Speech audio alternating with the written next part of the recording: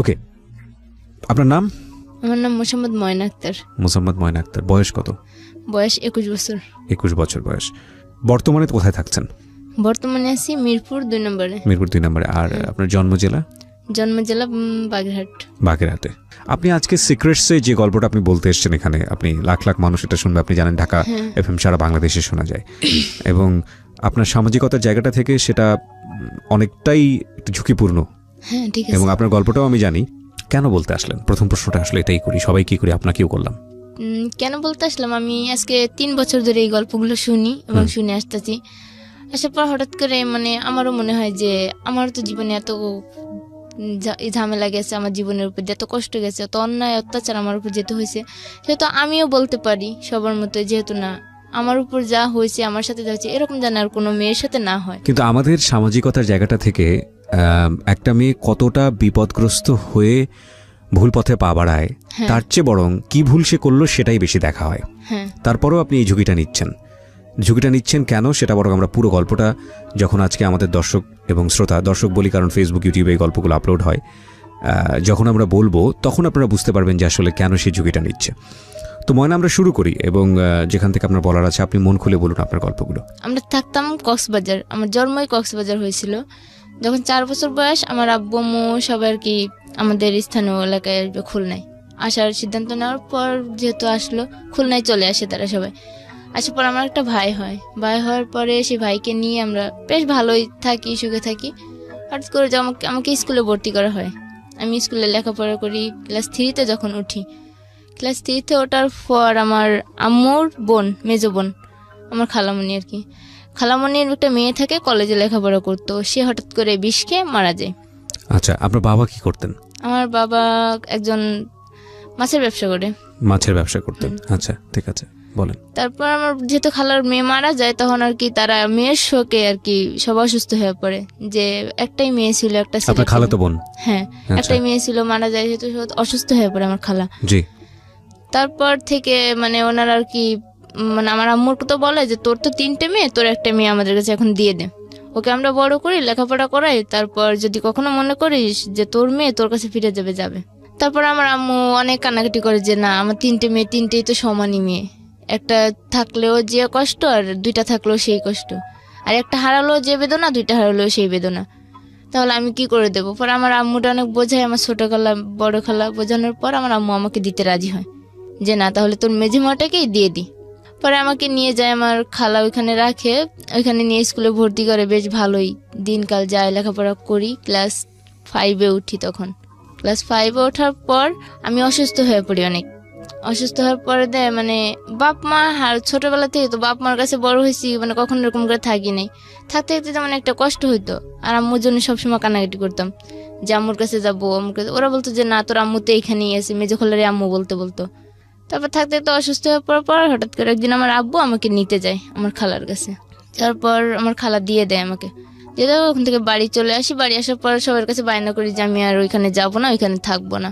আর আমি আমার খালাতো ভাইকে একটু ভয় পেতাম বেশি, কারণ সে ছিল অনেক রাগী, যেদি কিছু বললেই মানে মারধর শুরু করতো, বকাবকি দিত। পরে আমি আব্বুর সবটা বলার পর, যদি ভুল না করে থাকি তো আপনি আসলে আপনার খালাতো বোন মারা যাওয়ার পরে ওনার বাসায় থাকতেন, যাতে করে মেয়েকে ওইভাবে সে অনুভব না করে, আপনাকে নিজের মেয়ের মতো মনে করতো আমার খালা। কিন্তু আমার খালা তো ভাই কখনো আমাকে মনে করতো না, বোনের মতো মনে করতো না, সবসময় মানে অন্য চোখে দেখতো যে খালাতো বোনই। জি। তারপর থাকার পর সেখান থেকে বাড়িতে আসার পর তো আব্বু আবার স্কুলে ভর্তি করে দেয়। 5-এ ভর্তি করে দিলে লেখাপড়া করি, সুন্দর মতো চলি। তারপরে একটা ইচ্ছা ছিল যে তুই অনেক মেধাবী আসছিলি, আর তুই আমার ভবিষ্যতে একটা কিছু করে দেখাবি, যে না, আমার মেয়ে গরিবের মেয়ে হলেও একটা কিছু করবে অবশ্যই। তা আমাকে ভর্তি করে দেয়, লেখাপড়া করি। তা আমার আবার অন্য মানে ওইখানে থাকার পর ওই স্কুলে মেয়েদের সঙ্গে ওঠা বসা করতে করতে আমার একটা অন্যরকম একটা অভ্যাসে পরিণত হয়ে যায়, টাকার নেশা। মানে ওইখানে মেয়েরা যেমন টাকা দিয়ে খাওয়া দাওয়া, ঘোরাফেরা, সাজ পোশাক, সবকিছুই ঠিক মতো করে দেয়, আমার আর ওইদিকে নজর চলে যায়। তারপর যাওয়ার পর কোন ক্লাসে তখন আপনি? তখন আমি 7-এ, 6 থেকে 7-এ উঠছি। ওটার পর আব্বু আমাকে একটা স্বর্ণের নাকফুল বানাই দিছিল। তা আমি আবার এই টাকার নেশায় মাইতে মানে বান্ধবীদের সাথে ওই নাকফুলটাকে আমি স্বর্ণকারের দোকানে বিক্রি করে দিই। আচ্ছা। বিক্রি করে আমি ওই টাকা দিয়ে বান্ধবীদের নিয়ে ঘুরি, খাওয়া দাওয়া করি, চলি। তারপর হঠাৎ করে এখন টাকা শেষ, আব্বুর কাছে টাকা চাইলে দেয় না, বলে যে তুই টাকা নিয়ে শুধু নষ্ট করস, টাকার মানেই বুঝোস না, তোর আর টাকা দেওয়া হইব না। পরে আম্মুর ডিম চুরি করা শুরু করি ঘর থেকে, যে ডিম চুরি করে আর বিক্রি করে এরকম বান্ধবীদের নিয়ে চলাচল করতাম।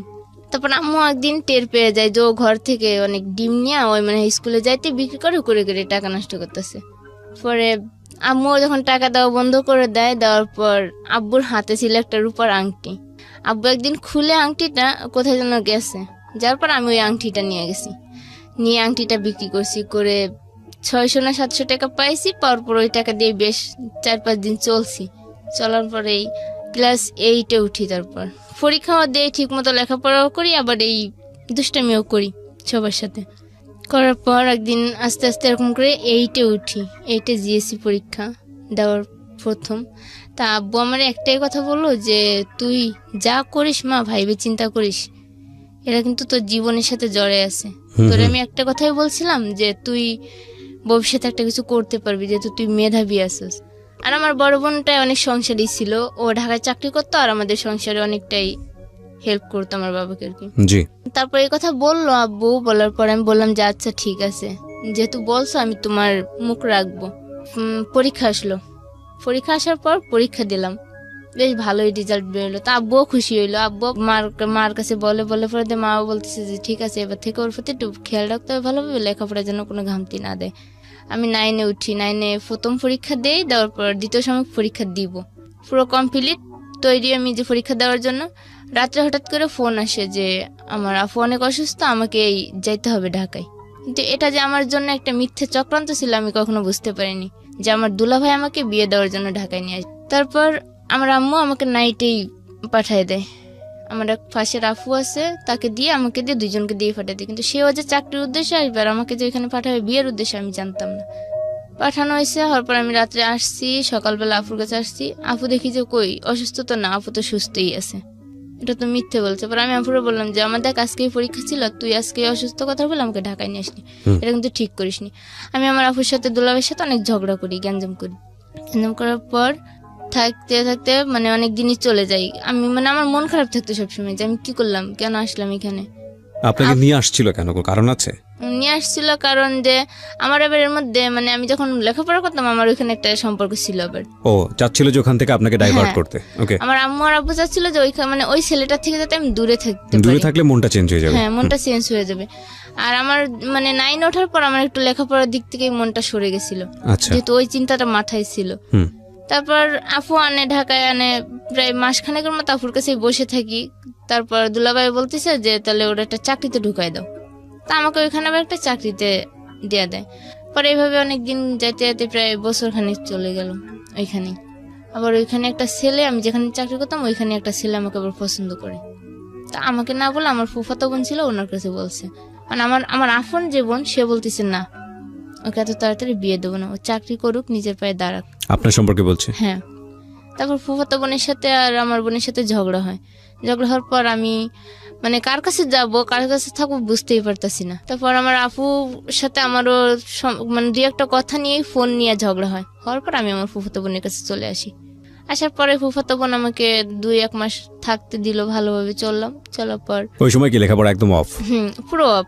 ওই যে আসলাম ঢাকা আসার পর লেখাপড়া পুরো অফ। মানে এই ছেলেটার সাথে সম্পর্ক কেন্দ্র করে আপনার লেখাপড়া এক ধরনের অফ হয়ে গেল? পুরো অফ হয়ে গেল। ছেলেটার সাথে সম্পর্ক ছিল, শুধুমাত্র মেনে নিত বাবা মা হয়তো, কিন্তু মেনে নেয় না যে সে ছিল একটা রাখাল। মানে বাপ ছিল না, মা ছিল। সে ওই পরের গরু মহিষ রাখতো আর ঘের পাহারা দিত। আচ্ছা, তো এই কারণেই আপনার ছেলেটার ব্যাপারে রাজি ছিল না আপনার বাবা? না, রাজি ছিল না। তারপর ঢাকা আসার মানে আফার কাছে থাকতে থাকি 2-1 মাস থাকতে থাকতে পরে আপু বলতেছে ও তো তোকে অনেক পছন্দ করো, ও তো তোর বিয়েই করতে যাচ্ছে, এখন কি করবি বল। তাই আমি বলছি তুমি যা ভালো বুঝো তাই করো। আমি আমার ফুফাতো বোনকে বলি। বলার পর সে ওইখানেই 2009 সালে মে মাসের 27 তারিখে ওর সাথে আমার বিয়ে হয়, সেই ছেলেটার সাথে। আচ্ছা, মানে এই ক্লাস 9-এ থাকা অবস্থায়? না, তখন 1 বছর ঢাকা আসলাম। ওই তো মানে ক্লাস 10 এর বয়স? হ্যাঁ, ক্লাস 10 এর বয়স তখন। তখন আর কত হবে, মানে 12 থেকে 13 বছর বয়স হবে। ওকে।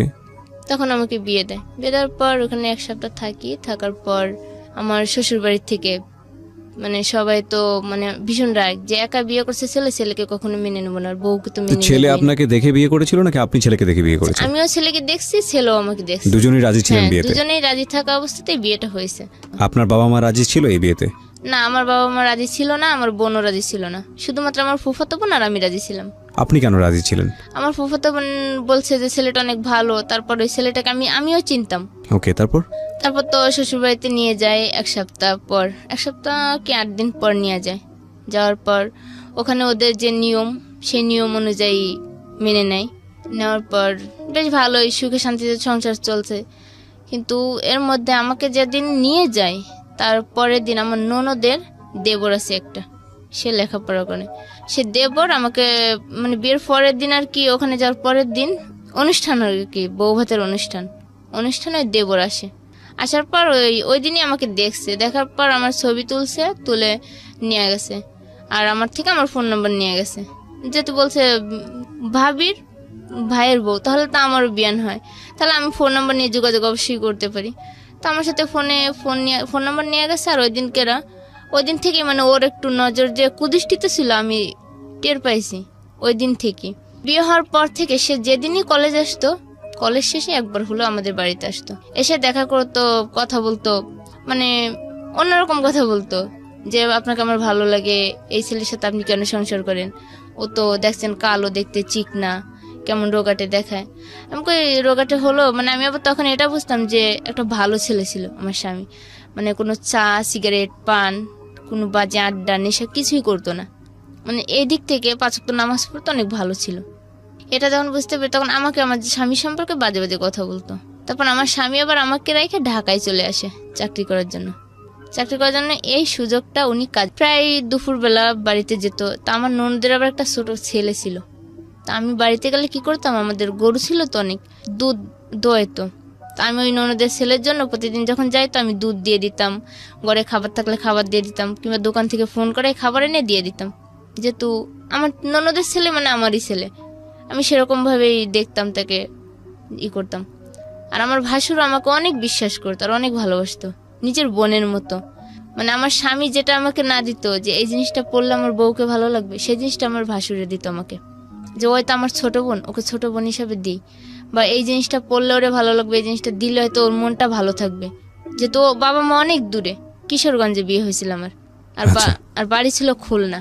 মানে আমাকে কোনো কিছুর অভাব বুঝতে দিত না আমার ভাসুরে। এভাবে থাকার পর উনি গ্রামের লোকজন যখন এরকম বলা বলি করে, তা আমার ভাসুরে আমাকে একটা কথা বললো যে হাজেরা তুমি একটা কাজ করো। আমাকে কি দাদা ভাই বলেন? বলতেছে যে তুমি তোমার মনের মতো করে একটা মেয়ে খোঁজো। আমি বললাম যে হঠাৎ করে দাদা ভাই এই কথা বললেন আপনি? কই কি হ্যাঁ দেখো না লোকের জন্য কত কিছু বলে, তাহলে আমি বিয়ে করব। তো হঠাৎ করে আবার আমাদের বাড়ির পিছনে একটা বাড়ি আছে, নাম সুজন ভাই বলে। তো সুজন ভাই শালি আবার ওই দিন বেড়াতে আসছে, দেখো তো ওই মেয়েটাকে চিনো? আমি বললাম না দাদা ভাই আমি তো চিনি না, আজকেই দেখলাম প্রথম। পরে বলতেছে মেয়েটার বিষয়ে খোঁজ নাও তো, দেখো তো কে। তা আমি আবার আমার শাশুড়িকে বললাম, ঘরেতে বললাম, আমার শাশুড়ি সুজন ভাইয়ের বাড়ি গেল, যে দেখলো যে সুজন ভাইয়ের শালি হয় ওটা। বলার পর দাদা ভাই ওই মেয়ের প্রতি তার মন গেছে। তারপর আমরা বলছি তাহলে তুমি আব্বা আমারে বলো, আমি ওই মেয়ের এখন বিয়ের প্রস্তাব দিছে। বিয়ের প্রস্তাব দিলেই তাদের বিয়ে হবে। যেদিন গায়ে হলুদ, মানে সবাই গায়ে হলুদ নিয়েই ব্যস্ত থাকার মধ্যে আমার ওই ননদের দেবর আসছে ওই দিন আবার। তা আমি আবার দুষ্টামি করে তাকে হলুদ মাখাইতে গেছি। আমি যখন তাকে হলুদ সে রুমে বসা, সে আর তার একটা চাস্তো ভাই রুমে বসা, আমি হলুদ মাখাইতে গেছি। তার প্রথম গালে যখন হলুদ মাখেছি, সে আমার হাত ধরছে, ডান হাতটা ধরে আমাকে টান মারছে, একটা টান মারলে আমি আবার খাটের উপর পড়ে গেছি। পরে যাওয়ার পর আমি হয়তো বুঝতে পারলাম যে না, এই লোকটা তো ভালোই না, আসলে এর মধ্যে যে কোনো কুমতলব আসতেছে। যে লোকটা আপনার কন্টিনিউয়াসলি আপনার বাসায় আসতো, যে হয়তো যে কোনো কুমতলব আসতেছে। নাম কি ছিল? নাম ছিল কাঞ্চন। ওকে। মাখানকে হলুদ টলুদ দেওয়া শেষ, গোসলও শেষ, সবার খাওয়া দাওয়া রেডি। পরের দিন সকালে বউ আনতে যাবে।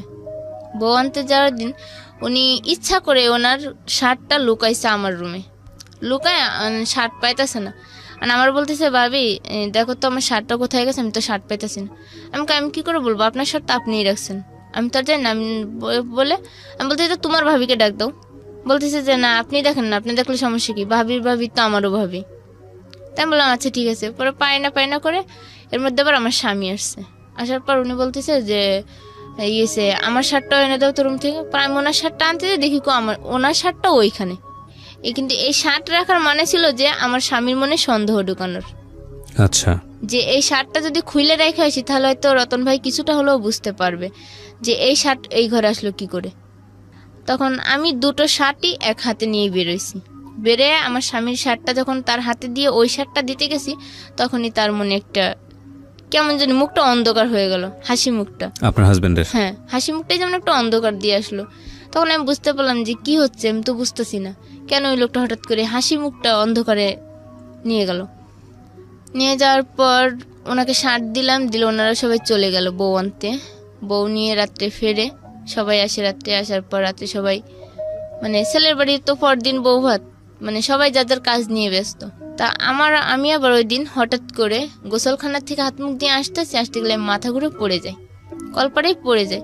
পড়ে যাওয়ার পর ওই কান শোনে যে আমার সবসময় ফলো করে, কিন্তু আমি বুঝতে পারি না।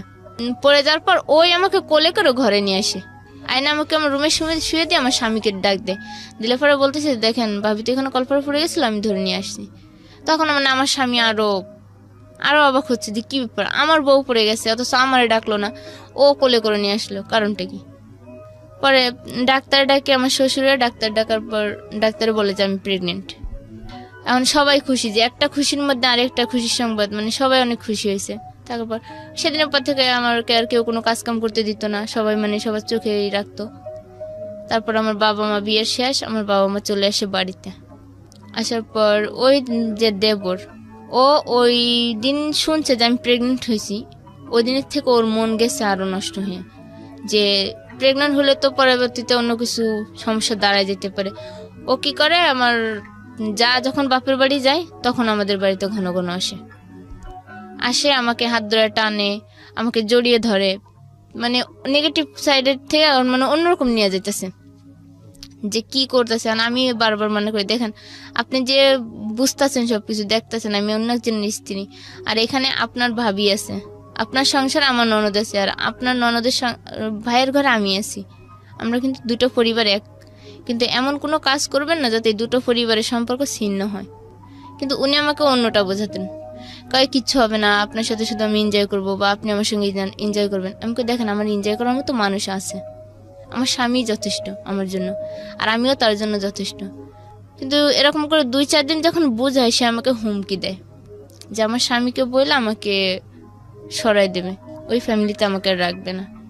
হুমকি দেওয়ার পরে আমি আমার স্বামীকেও বলতে পারি না এই বিষয়টা, কারোর কাছে আমি শেয়ার করতে পারি না, যে কার কাছে শেয়ার করব যদি কেউ কখনো সন্দেহের তালিকায় নিয়ে যায়। কিন্তু হাজবেন্ডের সঙ্গে তো আপনার শেয়ার করা উচিত ছিল, কিন্তু আমি তখন শেয়ার করিনি। ওকে, কিন্তু শেয়ার না করাটাই ছিল আমার জীবনে হয়তো ওই ভুল প্রথম। বাচ্চা হয়েছে রোজাতে বাচ্চা হওয়ার পর আমার আব্বু আম্মু সবাই গেছে আমাকে দেখতে। যার পর দেখে ঠিক আম্মু বলতেছে, তুই 1 মাস গেলে জামাইকে নিয়ে বাড়িতে আসিস। তাই আমি বললাম যে আমি কি করে যাব, প্রথমবার যাব বাড়িতে, তুমি কাউকে না কাউকে পাঠাও, আমি তারপর যাব। তা আমার একটা খালাতো ভাই ছিল, হাফিজুল নাম, সেই খালাতো ভাই আমার বাবা আর আমার ভাই যায় আমাকে আনতে। যার পর মেয়েকে নিয়ে আমরা বাড়িতে আসি, তখন মেয়ের বয়স 2 মাস হয়তো। মেয়ে নিয়ে আমার বাড়িতে আসি, আসার পর বেশ কিছুদিন থাকার পর আবার কিশোরগঞ্জে চলে যাই। অনেক দিনই কেটে যায়, তখন আর কি আমার স্বামীর সাথে আমার একটু মন কলাকালি, মানে আমার স্বামী ওই যে সন্দেহগুলো তার মনের মধ্যে বাইরে রয়েছে, যে আর যে কাঞ্চন বাড়িতে কখনোই আসতো না, সে কাঞ্চন কেন বাড়িতে প্রতিদিন আসে। সে আমাকে 2-1 দিন কথাগুলো জিজ্ঞেস করেছে যে কাঞ্চন ভাই বারবার আসে কেন, বলতে পারো?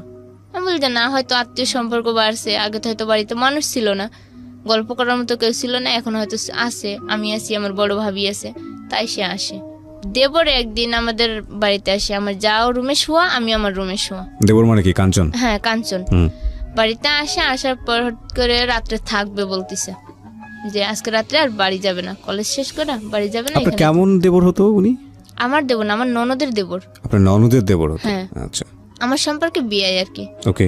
তা সে বলতেছে কি, ভাবি আজকে আমি বাড়ি যাব না, আমি আজকে আপনাদের এখানে থাকবো। তা আমার শাশুড়ি আবার ওই দিন আমার মামা শ্বশুর বাড়ি গেছে, আর আমি যেহেতু প্রথম ওই সংসারে গেছি, সেহেতু আমার উপরে সংসারের দায়িত্ব ছিল বেশি আমার বড় জাত থেকেও। তারপর আমার ভাবিরে বললাম যে ভাবি কাঞ্চন ভাই তো আজকে বাড়িতে যাবে না, এখানেই থাকবে বলতেছে, কি করব? ওরা বলছে যে তুমি যেটা ভালো বুঝো সেটা করো। পরে আমি বললাম যে আচ্ছা ঠিক আছে, তাহলে আমি যেটা ভালো বুঝি সেটা, তাহলে থাকুক, মেহমান তো আর বলা যায় না যে চলে যান, থাকতে দেওয়া যাবে না। আর যেহেতু ননদ আছে সেই সংসারে, তাহলে তারও রাখতেই হয়। রাখি, থাকার পর ওই রাত্রে উনি কি করে আমাকে বলে, ভাবি মশারিটা টাঙিয়ে দিয়ে যান। আমি শুয়ে পড়ছি, শীতকাল তখন। তা আমি ওনার রুমে গিয়ে মশারি টাঙাতে গেছি। মশারি টাঙাতে যাওয়ার পর উনি আমাকে হাত ধরে টান দিয়ে উপরে নিয়ে গেছে। ওনার তখনই আমি ধাক্কা মেরে উঠে আসছি। আসার পর দ্বিতীয়বার আমাকে হাত ধরে টান দিয়ে খাটের উপর বসে আমার আর কি বলতেছি যে কাঞ্চন ভাই ছাড়েন, এটা কিন্তু ঠিক না, আপনি যেটা করতেছেন এটা কিন্তু আপনার আবেগ দিয়ে করতেছেন, কিন্তু পরবর্তীতে এটা কোন পর্যায়ে যাবে কেউ জানতে পারলে, শুনতে পারলে জানেন আপনি তখন কি হবে। বলতেছি পরেরটা পরে হবে। তারপর নেওয়ার পর আর কি চলে গেছে। ওই দিন শেষ, সকালবেলা উনি নাস্তা করে চলে গেছে। যাওয়ার পর ওই দিন থেকে আমার মনে মনে একটা ভয় জাগলো যে উনি যেহেতু এতটা সিনকেট করতেছে আমার সাথে, তখন তো আর আমার এই সংসারে থাকাই হবে না। আর মেয়ের বয়স তখন। এখানে আমি আপনাকে একটা প্রশ্ন করতে চাই। আপনি খুব ভালোভাবে আগে থেকে বুঝতেছিলেন যে ওনার আচরণ স্বাভাবিক না, তারপর আপনি রাতের বেলা ওনার মশারি টানাতে কেন যাচ্ছিলেন? যে বলছে যে ভাবি মশারিটা টানাই দিয়ে যান, আমি লেপ গায়ে দিয়ে শুয়ে পড়ছি। আমি বলছি যখন বলছে যে মশারিটা টাঙাই দিয়েই আসবো, সমস্যা কি না? কিন্তু আপনি যখন, না সমস্যা অবশ্যই আছে, কারণ আপনি যখন দেখছিলেন আপনার হাজবেন্ডও বিষয়টা নিয়ে একটু হলেও সন্দেহ করছে, সুতরাং আপনার সতর্ক হওয়া উচিত ছিল। এইসব জায়গাতে আপনার স্টেপ ফেলার আগে অবশ্যই সতর্ক হওয়া উচিত ছিল, আমার মনে হয় যেটা। ঠিক আছে, আপনি আপনার মতো করে ব্যাখ্যা করছেন, বলুন তারপর কি হলো? তারপর সকালবেলা উনি নাস্তা করে চলে গেছে। যাওয়ার পর মানে ওই দিন থেকে আমার মনে একটা বড় ভয় জন্ম নিল যে আমার হয়তো এই সংসারটা ভেঙেই যাবে। তারপর আমার মানে প্রতিদিন ভয়ে কাটতো। আর উনিও বাড়িতে আসা বন্ধ করে দেয় হঠাৎ করে, যে ওই দিন কেরা উনি আমাকে ওরকম করলো। করার পর আমি যেহেতু বললাম মুখ কালা করে, তখন থেকে উনি আসা বন্ধ করে, বাড়িতে আসা বন্ধ করে প্রায় বেশ কিছুদিন যায়, 3-4 মাস ভালোভাবেই যায়, সুখেই থাকি, কোনো ঝগড়াও না, গঞ্জামও না। স্বামী ভালো আছে, রাজমিস্ত্রি কাজ করে, আসে যায় বাড়িতে, ভালোইভাবে চলে। হঠাৎ করে উনি আবার বাড়িতে আসা শুরু করার পর উনি আমাকে ডাইরেক্ট বলতেছে, ভাবি আপনার সাথে আমি অন্যরকম সম্পর্ক করতে চাই। বললাম যে কি সম্পর্ক করতে চান আপনি? এত কিছুর পরও আপনি জানেন না যে আপনার আর আমার সম্পর্ক নিয়ে দুটো জীবন, আপনার ভাইয়ের জীবন আর আমার ননদের জীবন, আবার এদিকে আমার সন্তান, আমার স্বামী, শ্বশুর শাশুড়ি, সবকিছু কিন্তু ভেঙে যাবে সংসারটাই। পরে বলতেছে যে না, কিচ্ছু হবে না, কেউ বুঝতেও পাবে না। পরে আমি সবটাই না স্বীকার করে ও চলে আসি। আসার পর আমি তাকে একবারই বলে দিছি, দেখেন আপনি যদি নেক্সট টাইম এরকম কিছু করার চেষ্টা করেন তাহলে আমি সবাইকে বলে দেবো। এটা অনেক পরে গিয়ে বলছেন, আপনার আরো আগে বলা উচিত ছিল। আমি এরকমটাই বলছি। পরে বলতেছে যে আপনার স্বামীর সাথে শেয়ার করলে আপনি এই কলঙ্কিত হবেন, আপনাকে এই কলঙ্কিত মনে করে শেয়ার আপনাকে কখনো স্ত্রী মর্যাদা দেবে না। আচ্ছা, আমাকে এরকম করে ভয় দেখানোর পর আমি আর কি নিজেই আমার মনে ভয় কাজ করে। তারপর হঠাৎ করে আমার আব্বু যায় আমাদের এখানে, গেলে আমার মেয়ে অসুস্থ হয়। হঠাৎ করে আমার মেয়ে আর কি নিউমোনিয়ার মতো পর্যায়ে চলে যায়, অসুস্থ হয়ে যায়। যাওয়ার পর আমার আব্বু, আমি আর আমার স্বামী হসপিটালে নিয়ে যাই মেয়েকে নিয়ে। হসপিটাল থেকে 3 দিন পর আসি বাড়িতে। আসার পর আমার শাশুড়ি আর আমার ভাসুর, যে ভাসুর এত ভালো ছিল, সেই ভাসুর হঠাৎ করে বলে কিনা আমার বাপের বাড়ি থেকে টাকা এনে দিতাম, 1 লাখ টাকা এনে দিতাম। আপনার বাবার বাড়ি থেকে? হ্যাঁ, আমার বাবার বাড়ি থেকে। এটা কি আপনার ভাসুর বলে না আপনার জামাই বলে? আমার ভাসুরই বলতেছে। কেন? আমিও নিজেও এই প্রশ্নের উত্তর আজও বুঝে পেলাম না যে আমার ভাসুর আর শাশুড়ি কেন আমাকে এই কথাটা বলছিল। আমার মেয়ে অসুস্থ ছিল, আমি হসপিটালে গেছিলাম, ভালো মানুষ, ওখান থেকে সুস্থ হয়ে আসলাম, হঠাৎ করে আমাকে এই কথা বলে যে তোমার একটা ঘর করবো বড় করে, তোমাদের 2 ভাইয়ের স্বামীর জন্য, তোমরা 2 জামাই থাকবা, বাপের বাড়ি থেকে 1 লাখ টাকা আনো। বলতেছে শিখার বাপের বাড়ির থেকে 50,000 টাকা আনছে, 1 ভরি স্বর্ণ আনছে, তা তুমিও না হয় বাপের বাড়ি থেকে 1 লাখ টাকা নিয়ে আসো। তা আমি বললাম যে হঠাৎ করে এই কথা বলতেছেন, আর আমাদের কিভাবে সম্পর্ক হয়েছে, বিয়ে হয়েছে, কিভাবে সংসার করতে হয়েছে, আপনি আমার বাবা মার সম্পর্ক জানেন, যে আমার বাবা কি হালে আছে বা তারা কিভাবে চলে, তাদের তো বড় ছেলে নেই, বড় 3 মেয়ে, ছোট ছেলে। বলার পরে আমাকে ওই আমার বাবার সামনেই আমার শাশুড়ি আমাকে জুতা দিয়ে একটা বাড়ি মারে, যে বাবা আমাকে ছোটবেলা থেকে বড় করলে একটা গায়ে ফুলের আশ লাগতে দিল না। হয়তো আমার মা আমাকে মারছে, কিন্তু বাবা কখনো মারেনি। আর সেই বাবার সামনে আমাকে জুতা দিয়ে মারলো, আমার বাবার চোখ থেকে পানি পড়লো। আমি এই কষ্টে ঘরে যেয়ে কাঁদতাছি, আর মেয়েকে যখন শোয়া দিয়েছি মেয়ে কান্দা উঠছে, অসুস্থ তো একটু সুস্থ হয়েছে, কাঁদতাছে। তারপর আমার বাবা ওই দিনই রাত্রেবেলায় আমাকে বললো যে মা আমি চলে আসছি, আমি আর কোনোদিন তোর এই বাড়িতে আসবো না, আর তুই যদি আমাকে বাবা বলে কোনদিন মেনে থাকিস তা তুই যাস আমার কাছে, আমি কেন, আমার ফ্যামিলির কেউ আর তোর কাছে আসবে না। আমার বাবা এই কথা বলে চলে আসে রাত্রেবেলায় বাড়ি থেকে। যে বউকে দিয়ে কখনো বাইরের একটা কাজ করায়নি, সেই বউকে দিয়ে এখন গরুর জন্য ঘাস আনে মাঠ থেকে, আবার রান্না বাড়া, মানে সমস্ত কিছু, মানে আমাকে এমন ভাবে চাপ দিছে যে হঠাৎ করে আমি নিজেও বুঝতে পারিনি যে এই সংসার এইভাবে এলোমেলো হবে।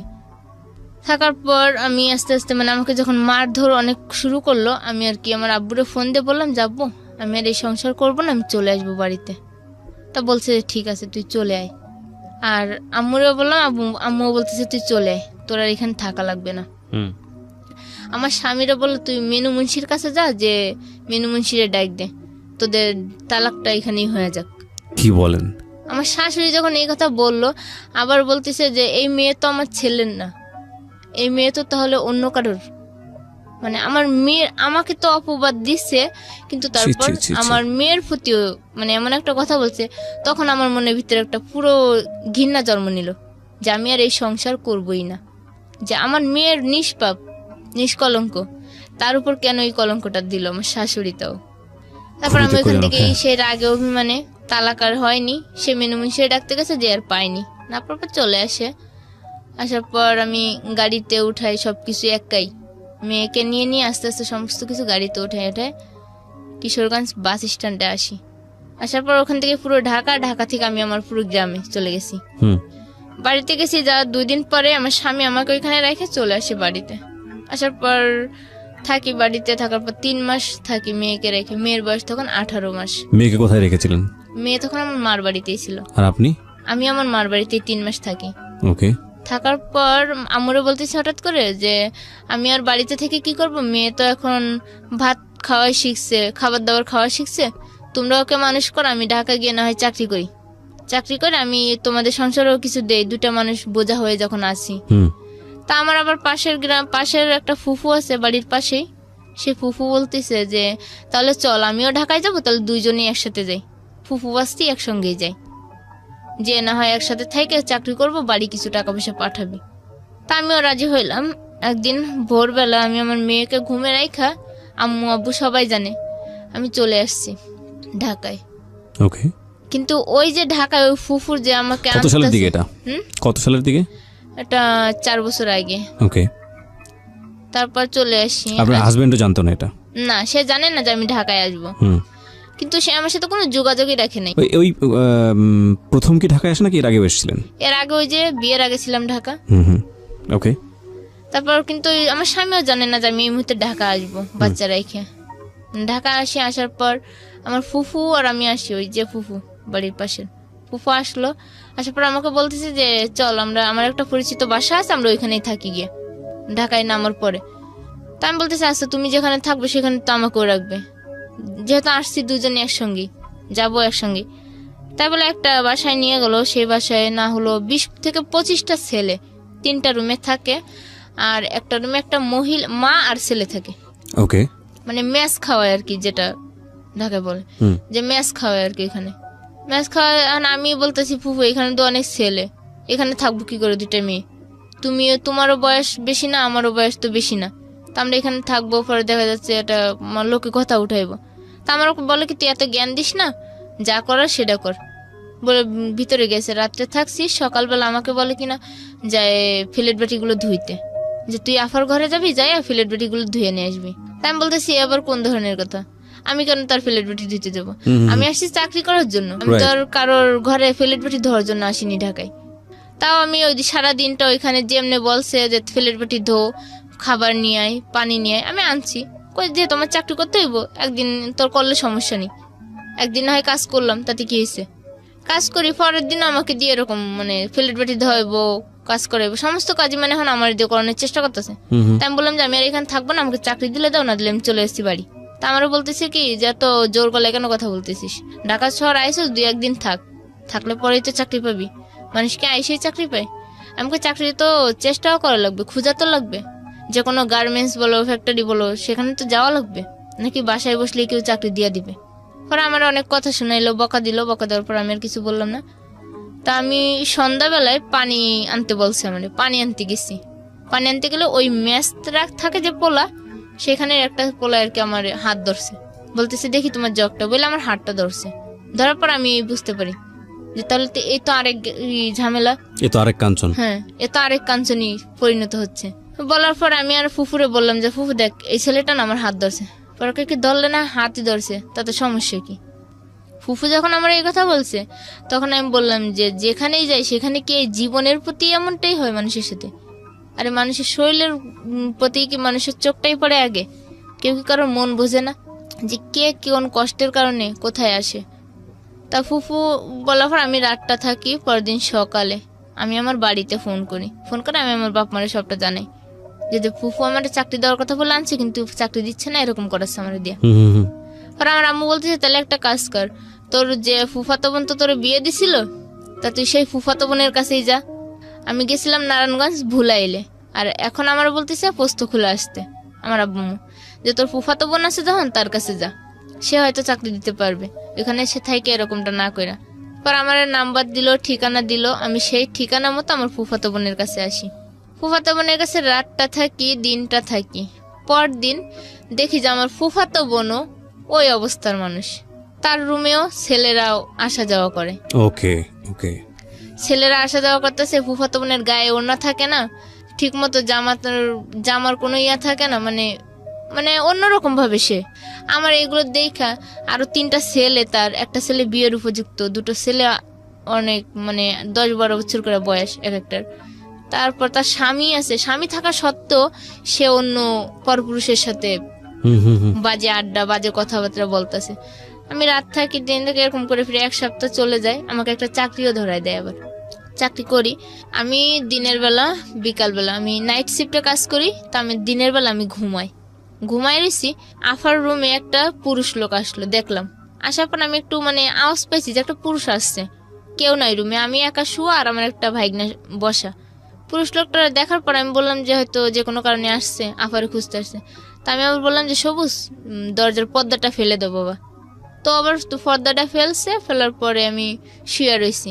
ওই লোকটা পিছন থেকে আইসেই আমার গালে একটা দিছে।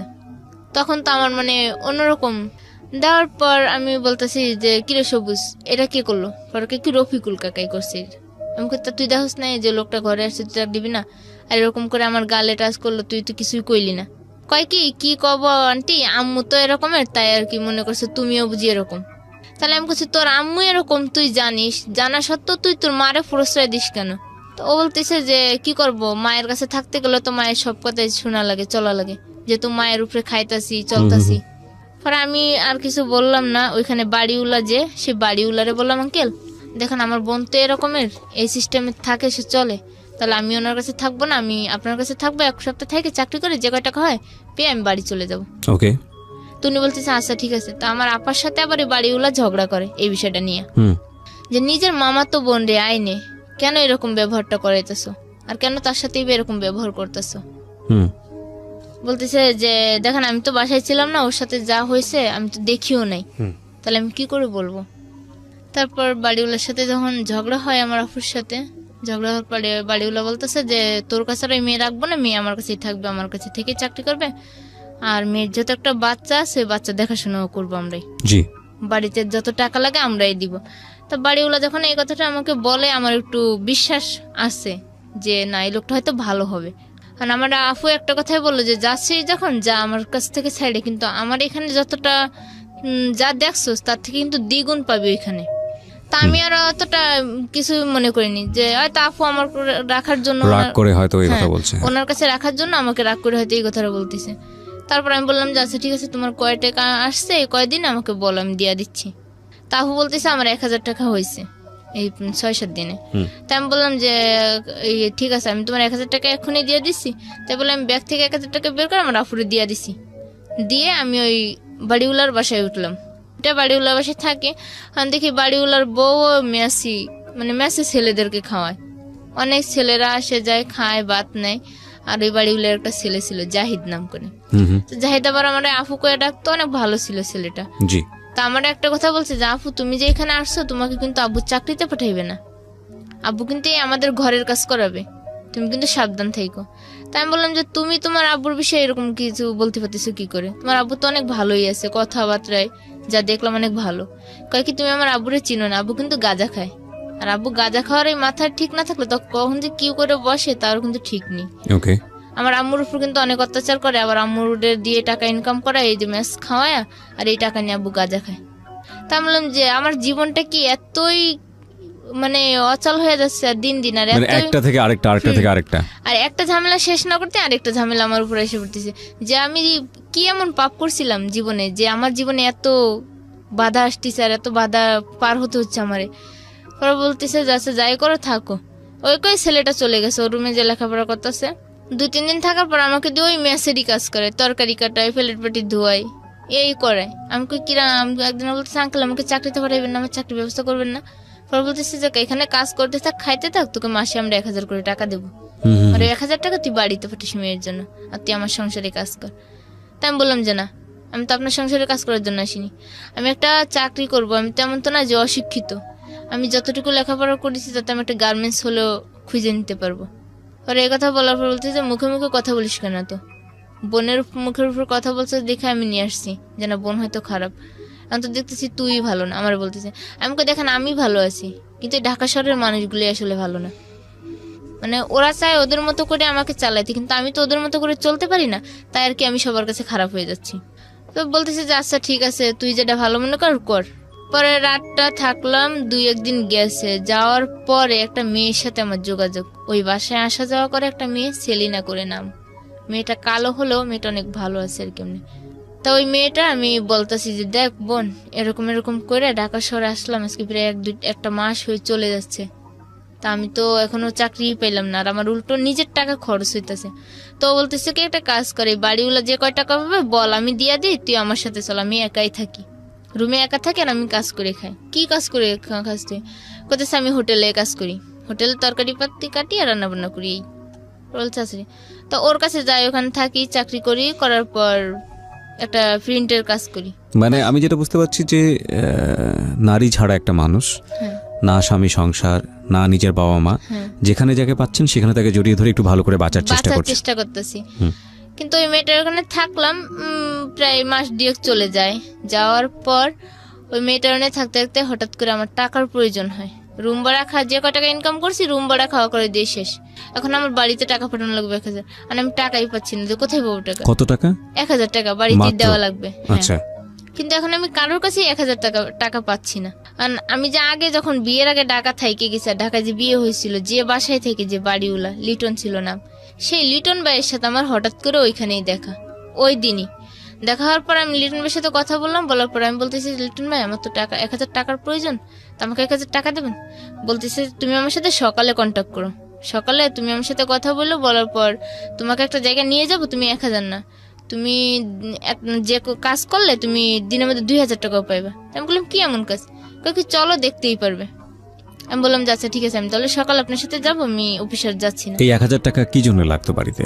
বাড়িতে লাগতো হচ্ছে যে মেয়ের খরচা আর আব্বু একটু অসুস্থ। আপনার মেয়ের খরচা? হ্যাঁ আমার মেয়ের খরচা আর আব্বু একটু অসুস্থ। এগুলো একটু খেয়াল করবেন প্রিয় শ্রোতা, এগুলো একটু খেয়াল করবেন প্লিজ। আব্বুর জ্বর আর কি, বাড়িতে 1000 টাকা আমার দেওয়াই লাগবে। আর যেহেতু আমার মেয়ে আছে তারও তো খাওয়া দাওয়া। মেয়ের বয়স কত তখন? মেয়ের বয়স আমি যখন আসছি তখন 18 মাস রেখে আসছিলাম, তখন তো 19-20 মাস, 2 মাসেরই ব্যবধান হবে, 20 মাস হয়তো পড়ছিল, রেখে আসছি। তারপর আমি বলতেছি যে এরকম, উনি বলছে যে তুমি যদি কাজ করো তাহলে তুমি টাকা পেয়ে যাবে, 1000 না 2000 টাকাও পাইবা। আমি বলতে আচ্ছা ঠিক আছে, যে কোনো কাজের বিনিময় হলো আমাকে টাকাটা দরকার, যেহেতু আর আব্বু অসুস্থ, মেয়ে আছে, মা আছে, ভাই, সংসারে তো আব্বু যেহেতু অসুস্থ তো তার কেউ কাজ করতে পারতেছে না, চলবো কি করে ওরা? আর এর উপর আর আমার মেয়ের মানে প্রতিদিন খাওয়ার বাড়তি খাবার একটু ছিল, যেহেতু আমার যে মায়ের যে স্নেহটা, মায়ের ভালোবাসা, মায়ের যে একটা আদর করে খাওয়ানো, সেটা তো আর আমি খাওয়াইতে পারি না, হয়তো তারা পূরণ করে মায়ের আদরটা। জি। এই জন্য মানে আমার একটু আগ্রহ করলাম যে টাকাটা তাদেরকে আমার তাড়াতাড়ি দিতেই হবে।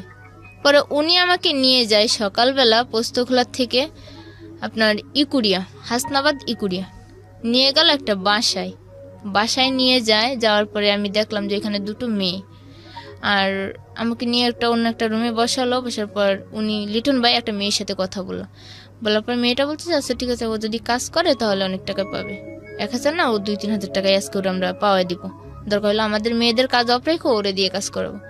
তা আমার কাছে আসলো, আসার পর বলতেছে যাচ্ছে তোমার কাজের ব্যবস্থা হয়ে গেছে, তুমি থাকো এখানে, আমি আসতেছি। আমি বলছি আমি তো চিনি না এখানে, আমি কার কাছে থাকবো? বলতেছে যে এখানে আপু আছে 3টার কাছে থাকো, আমি তোমার সন্ধ্যাবেলা এসে নিয়ে যাব। থাকি, কিন্তু আমি এখনো বুঝতেছি না যে ওই দিনটাই আমার জীবনে সব থেকে একটা বড় মানে একটা কষ্টের দিন। আর জীবনে মানে এত বড় একটা ঝড় যে ওই দিন আমার নাইমে আসবে আমি ভাবতেও পারিনি। থাকলাম, থাকার পর দেখি ওইখানে ছেলেরা আসতেছে, মেয়েরা ঢুকতেছে, রুম থেকে বেরোচ্ছে, এই অবস্থা। আপনি তো বুঝেই গেলেন যে আসলে হ্যাঁ, কেন এখানে আমি এনেছে যখন আপনাকে। বুঝেছি তা আমি আফুরে ওই মেয়েটার নাম ছিল যে ছিল ওদেরকে আমার মেইন ম্যানেজারের মতো আর কি, যে টাকা পয়সা নেয় হিসাব করে, তার নাম ছিল মুক্তা। তাই আমি বলতেছি আপু আমি এখানে থাকবো না, আমি বাসায় চলতেছি। তো বলতেছি যে না, তুমি আর এখান থেকে বেরোতেই পারবে না। বললো, পরে একটা লোক আসলো, নাম ছিল কামরুল। লোকটা এসে আমি যখন ওই মেয়েটার সাথে তর্কাতর্কি করতেছি তখন আমার একটা থাপ্পড় মারছে, মায়েরা আমার ওই রুমে আটকায় রাখছে। বলতেছি দেখি তোর কেমন সাহস, তুই এই রুম থেকে বেরো, তুই আর বেরোতেই পারবি না, আজকে যখন আসছিস আর বেরোতেই পারবি না, দরকার হলে তোকে টুকরো টুকরো করে বাথরুমের 5 দিয়ে তোর লাশটা ছেড়ে দেবো, কিন্তু তোকে বেরোতে দেবো না। মানে আমি চিল্লাচিল্লি করতেছি, আমি বলতেছি আমি এখানে লোকজন ডাকবো। কি লোকজন কেন, আমরা এখানে স্থানীয় কেউ আসবে না তোর ডাক শুনে। পরে আমাকে থাপ্পড় মারলো, ম্যাডাম রুমে আটকাইছে। তারপর একটা ছেলে এসে রুমে ঢুকার পর তো আর কি যা হয় এভাবে আর কি আস্তে আস্তে ওইখানে এরকম করে মায়ের খাই, কান্নাকাটি করি অনেক। ওই সারাটা দিন হ্যাঁ, এভাবে ওই সারাটা দিন মানে আমার উপর দিয়ে এত একটা ঝড় বয়ে যাচ্ছে, কিন্তু আমিও বুঝতেছি যে আমি কি করতেছি। কিন্তু ওই লিটন ভাই আবার আমার ফোনটা নিয়ে নেয় আমার কাছ থেকে, নিয়ে আমার আব্বু আম্মুর সাথে যোগাযোগ করে আব্বু আম্মুরে 2000 টাকা পাঠাই দিছে। কিন্তু এই বিষয়টা আমাকে কখনো জানতেও দেয়নি। আর আমার থেকে ফোন নিয়ে গেছে, আমার ব্যাগ নিয়ে গেছে, আমি যে কি বের হবো আমার কোনো সিস্টেমই পাচ্ছি না। এভাবে আটকা 3 দিন পর্যন্ত। যেটা সন্ধ্যার সময় নিজের কথা সেটা 3 দিন পর্যন্ত। সন্ধ্যার সময় তো নেওয়া দূরে থাক, আমাকে আর মানে ওই রুম থেকে রুম আর বাথরুম এই দুটোই শুধু আমার জন্য, আর সব বন্ধ। মানে এরকম করে মানে প্রতিদিন না হলো 10 জন 12 জন রাত্রে দিনে মিলে এরকম করে মানে আমাকে ওইখানে আটকে রাখলো 3 দিন পুরো। থাকার পর আমি চলে আসি, মানে কোনো রকম ভাবে ওই আফুরে নিয়ে আমি আমার বাসায় আসি। বললাম যে আপু আমার বাসায় যেতে হবে তাড়াতাড়ি। বলছে আচ্ছা ঠিক আছে, আমি আর এইভাবে থাকতে। আপনাকে এই ঘটনার পরে আপনাকে টাকা দিয়েছিল? হ্যাঁ, টাকা দিছে। আমার বাড়িতে 2000 টাকা দিছে আর আমাকে টাকা দিছে। কত টাকা দিছে আপনাকে? আমাকে দিছিল 1600। 3 দিন পরে? হ্যাঁ, 3 দিন পর আমার বাড়িতে 2000 আর আর আমাকে আপনাকে বাধ্য করে ওরা পয়সা কামিয়েছে? হ্যাঁ, ওরা একটা কাজের জন্য নিত 300, আমাকে দিত 150, ওরা নিত 150। আচ্ছা। তারপর আমি ওই 3 দিন পরে আমার মনের মধ্যে একটা ঘৃণা জন্ম নিল আর জিদ জন্ম নিল যে টাকার জন্য যদি আজকে আমার জীবন এতটাই হতে পারে, তাহলে আমি কেন নিজের থেকে স্বইচ্ছায় এবার নামতে পারবো না? আমি নিজেই স্বইচ্ছায় নামবো এবার এই কাজে। তারপর আমি বেশ ওদের সাথে মিলেমিশে বাসায় এসে ওইখান থেকে কাপড় চোপড় যা ছিল সব নিয়ে আমি ওইখানে চলে গেছি। যে আমি পুরো একটানা 1 মাস চাকরি করি ওইখানে, ওই অবস্থাতেই। করার পর মানে আমি টাকার নেশায় পড়ে এমন অবস্থা হয়ে গেছে আমার যে আমি নিজেকেই চিনতে পারি না। মানে আমি যে আমার নিজের শরীরের প্রতি একটা যে ভালোবাসা, সেই ভালোবাসাটা আমার মধ্যে নেই। যে আমি এখন শুধু আমার নেশাই একটাই, টাকা ছাড়া আমি কিছুই চিনি না। পরে 1 মাস এখানে থাকার পর হঠাৎ করে আমার জ্বর হয়। জ্বর হইলে আমি আর কাজ করতে পারি না। তখন মুক্তাহু বলতেছে তো জ্বর যখন তো একটা কাজ কর, মেয়েও বাড়িতে আছে, মেয়েকেও দেখায় আর তুই একটু সুস্থ হয়। তা আমি ওইখান থেকে বাড়িতে যাই, যে মানে আর আসি না ওইখানে। ওই যে বাড়িতে যাওয়ার নাম করে বেরোইছি ওইখানে আর আসিনি ফিরে। না আসার পর 7-8 দিন পর আমি আবার ঢাকায় আমার ওই স্থানে ফিরে আসি, আগের স্থানে। এসে 3-4 দিন থাকার পর আর রুবেল নাম ছিল একটা ছেলের, ফ্লাক্স লোডের মানে রিচার্জ করতো টাকা পয়সা মোবাইলে, বিকাশের দোকানের মতো। ওই ছেলেটা আমার দেখে বলতেছে যে কিরে ময়না, তুই এখানে কি করছিস, এতদিন ছিলি না, কই ছিলাম? কই গেছিলাম একটা কাজে, আমি এখানে এখন আসছি এই জায়গায় থাকবে? আমি কই হ্যাঁ। তো ওর সাথে যখন কথা বলছি, একটা ছেলে ওর দোকানের ভিতর বসা আমাকে দেখছে। যে মানে আমি এখন যেরকম চলি তখন অন্যরকম ছিলাম। তখন আমি আর কি যেমন জিন্সের প্যান্ট গেঞ্জি এগুলোই পরতাম, ওইখানে থাকা অভ্যাস হয়ে গেছে। পড়ার অবস্থাতে আমার দেখে ওই ছেলেটা বলছে এই মেয়েটা কে রে? এই মেয়েটা আগে এখানে চাকরি করতো, নর্মাল ভাবে আসছিল, কিন্তু এখন এই মেয়েটারা চেনাই যায় না, মেয়েটার পরিচয় এখন অন্যরকম হয়ে গেছে। ওই বলতেছে। তো আমি আবার হাসতে চলে আসছি। আইসে বাসায় ঢুকার পর আমার সেলিনা ডাক দিছে, কয় তোরে ডাকতেছে রুবেল। আমি গেছি আবার ওই দোকানে, যার পর ওই ছেলেটা আমার বলতেছে আপু তুমি কি চাকরি করবা? আমি কই হ্যাঁ আমি চাকরি করবো। কয় তুমি কি চাকরি করবা? বেতন লাগবে কত তোমার? আমি কই বেতন কত লাগবে মানে? আমার চাকরি বুঝে তো আপনারা বেতন ধরবেন, আমার কাজ বুঝে বেতন। কয় কি আচ্ছা তুমি খাবারের ডেলিভারি দিবা আর একটা সারাদিন বাসায় থাকতে পারবো, সমস্যা নেই, তোমাকে ডেলি হাজিরা হবে 500 টাকা, শুধু মাঝে মাঝে একদিন পর একদিন খাবার আনবা আর একটা খাবার পৌঁছে দিবা। আমি আচ্ছা ঠিক আছে, তাও তো ভালোই, আমার জন্য ভালো। প্রতিদিন যদি 500 টাকা এমন মাসে আসে 15,000 টাকা, এমন করে বললো 30 দিনে। তা আমি এই হিসেবটা মিলা দেখলাম যে না, আমার অনেক টাকাই আসতেছে। পরে বললাম আচ্ছা ঠিক আছে। পরের দিন থেকেই আমাকে ওরা শুরু করলো ইয়াবা, হিরোইন, গাঁজা এইসব নিয়ে যাওয়া আসা করানোর জন্য। তো প্রথম দিন আমাকে নারায়ণগঞ্জ শহীদনগর থেকে কিছু চিপস আর কিছু বিস্কিট দিলে আরেকটা ছেলে আছে আমার সাথেই, আমরা দুইজনে হাঁটতে হাঁটতে রেল লাইন দিয়ে চলে আসি পোস্তকুলে এসে ওইখানে আমাকে যে যে ঠিকানা বললাম আমি ওই ঠিকানায় ওই বাক্সটা পৌঁছে দিলাম, খাবারগুলো পৌঁছে দিলাম। দেওয়ার পর 5-6 দিন যায় এরকম করে। আবার কাশপুর পাকিস্তান রোড আছে, পাকিস্তান মেলের পিছনে একটা বাসা আছে, সেই বাসা থেকে এই জিনিসগুলো আনতে হতো। আবার দেখা যায় কমলাপুর স্টেশন থেকে আনতে হতো, ভৈরব থেকে আনতে হতো। আমাকে দিয়ে মানে বিভিন্ন ধরনের মাল আনানো শুরু করলো। তা আর আমিও আস্তে আস্তে সব কিছু জানতে পারলাম যে এর মধ্যে হিরোইন থাকে, ইয়াবা থাকে, গাঁজা থাকে, তারপর আবার ইঞ্জেকশন থাকে। জানতে পারার পর আমাকে একদিন বলতেছি কি যে মানে আমাদের যে আড্ডাটা ছিল, আড্ডার জায়গা, বলতেছে ওইখানে দেখবো পুলিশ আসছে কিনা আজকে যে। তা আমি দেখতে গেছি পুলিশ দেখতে যে দেখি যে না ঠিক পুলিশ তো আসছে এখানে। আমি আবার ওদেরকে ফোন করে বলছি যে পুলিশ আসছে এখানে, 3-4টা পুলিশ আছে। তা পুলিশ আবার ওই দিন আমারে ফলো করছে। যখন ফলো করছে আমি পুলিশ দেখা, আমার মোবাইল ছিল 3টা, আমি মোবাইল চালাতাম 3টা। তা আমি যে ফোনটা দিয়ে আর কি সবসময় ওই ব্যবসার লাইনে কন্ট্যাক্ট করতাম, আমি তাড়াতাড়ি করে ওই সিমটা খুলে আমি আমার নিজের কাছে নিয়ে নিই, মানে নিজে এমনভাবে রাখি যাতে পুলিশ আমার এই স্থানে না যাইতে পারে। ফোন চেক করবে কিন্তু আমার ধরতে পারবে না। আমি সিমটা খুইলে আমার কাবজা মতো নিয়ে নিই। পরে পুলিশ আমি কই আমার তো এখান থেকে যাইতে হলে যে কোনো একটা উদ্দেশ্য দিয়ে যাইতে হবে, যেহেতু আমি পুলিশ দেখতে আসছি। তা আমি দোকানে গেছি, ডাউল নিছি, মুসুরির ডাউল নিছি, ডিম নিছি আর আইসক্রিম নিছি 4টা। আমি এমনভাবে নিছি যাতে না পুলিশটা যদি আমাকে বলে দেখা যাচ্ছে আমার আইসক্রিম আমি ওদেরকে নিজের থেকে দিয়ে আসবো, কিন্তু আমাকে বুঝতে পারবে না। মানে আমার মধ্যে এই আইডিয়াটা হয়ে গেছে ওদের সাথে চলতে। পরে একটা পুলিশ আমাকে ডাক দিয়ে বলছে তুমি কোথায় যাচ্ছ? আমি আমার বাসায় যাচ্ছি। এগুলো দোকান থেকে নিয়ে গেলাম রান্না করার জন্য। পরে গরম লাগতেছে তা আইসক্রিম খাওয়াবে? আমি বললাম হ্যাঁ খেতে পারেন। পরে আইসক্রিম 4 জনের চেটে নিল আর আমার ফোনটা হাতে নিল, নিয়ে ওনার নাম্বারটা মানে আমার ফোনে দিয়ে আমার ফোন থেকে কল করলো ওনার ফোনে, পুলিশের ফোনে। পুলিশটা আর কি প্রায় বেশি বয়সও না আবার বেশি ইয়েও না, মাধ্যম বয়স হবে। তা আমার বলতেছে আচ্ছা ঠিক আছে বাসায় যাও, ফোন দিয়ে দিছি, দিয়ে বলতেছে বাসায় যাও পরে কথা বলবো। বাসায় গেছি, যাওয়ার পর উনি আমাকে ফোন দিয়ে ওই বিষয়ে খোঁজ নেওয়ার চেষ্টা করে এবার আমারে দিয়ে, কিন্তু আমি যে ওই লাইনে সেটা কিন্তু উনি জানেই না। আচ্ছা। তারপর আমাকে ফোন দিয়ে বলে যে দেখবা এখানে কোনো ব্যবসা কোনো রকম কোনো কিছু যদি কাজ হয় তুমি আমাকে জানাবে।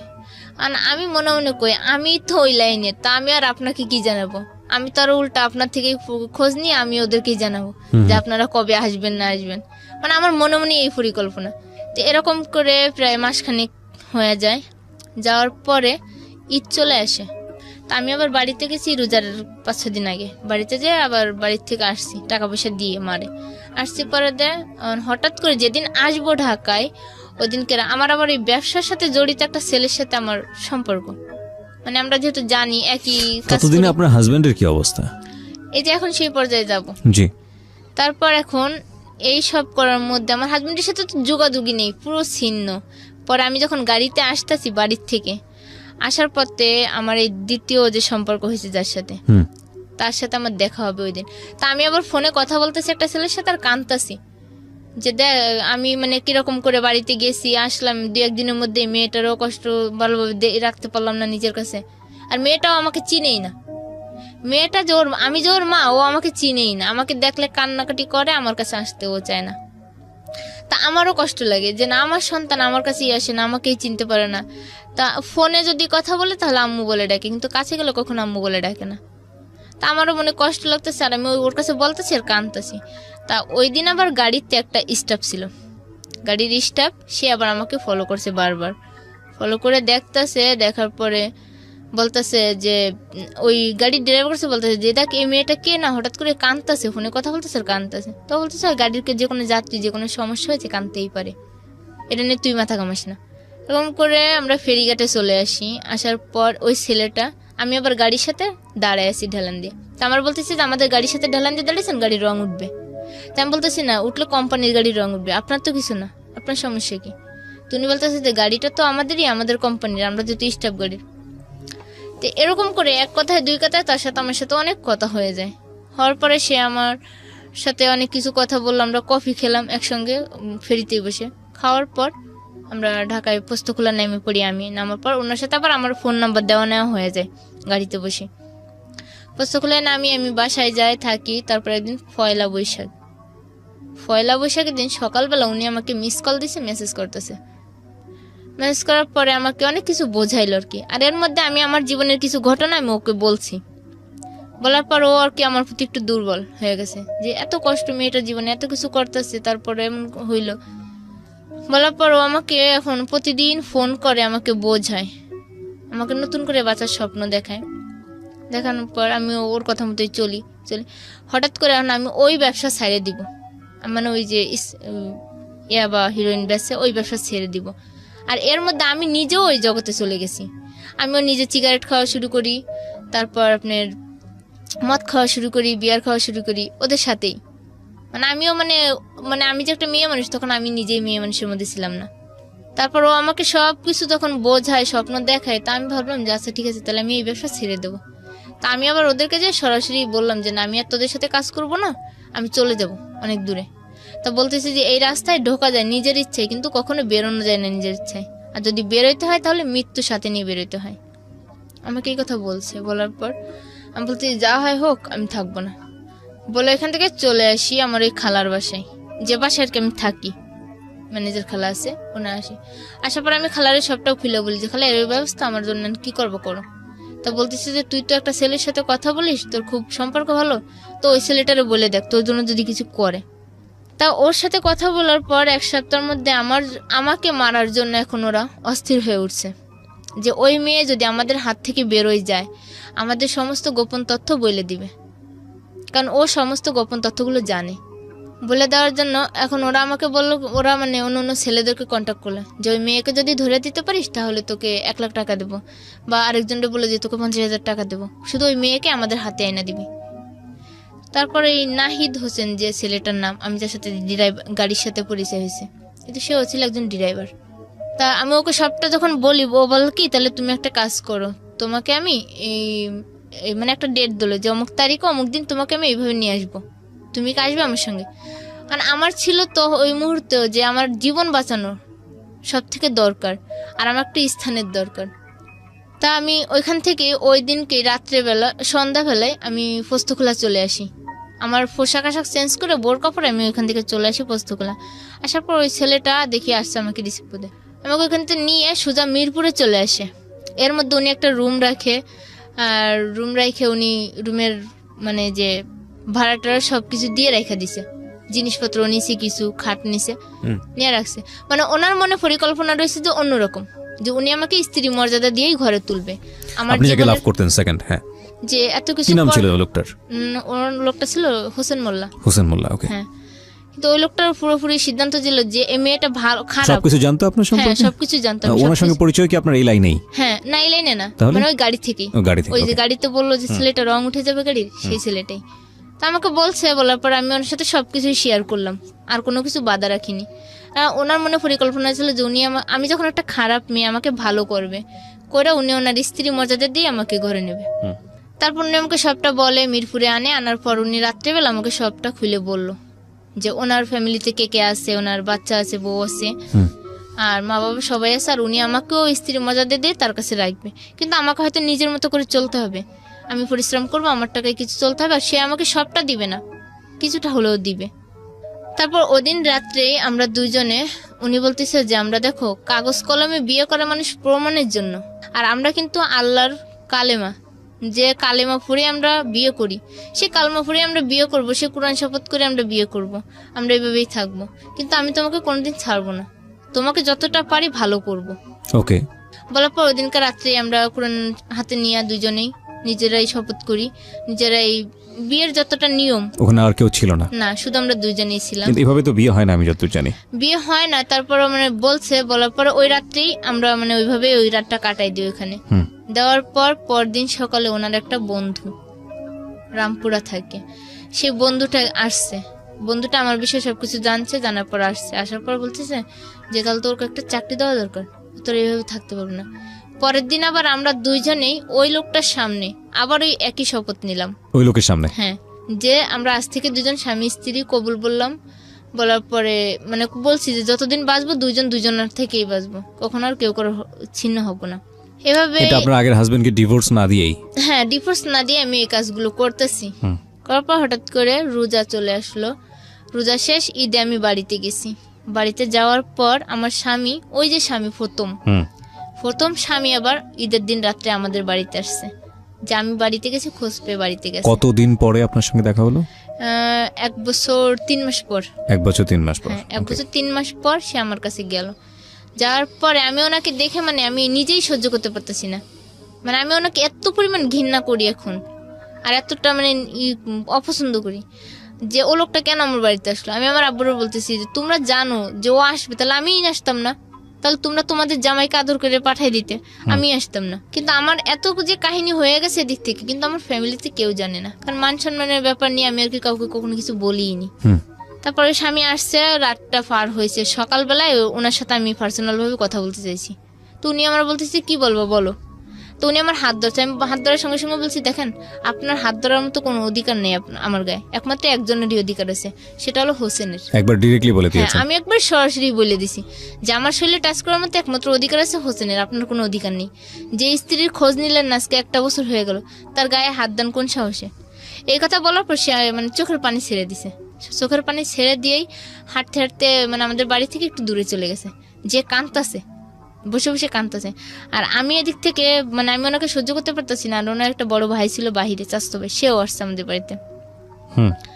আসার পর আমি বলতেছি যে দেখেন, আমি ভাইয়ের বলতেছি ভাই আপনারা যে জন্য আসছেন সেটা হবে বৃথা, আপনারা চলে যান, আমি যাব না কোনোদিন আর ওই সংসারে, কারণ আমি যে স্যাপ একবার ফালছি সেটা আর আমি কখনো তুলে নেব না। তা ভাইয়া বলতেছি তুমি এত একটা মেয়ে মানুষ হয়ে এত জিদের কথা বললো না, এর জন্য তুমি পরে পস্তাইবা।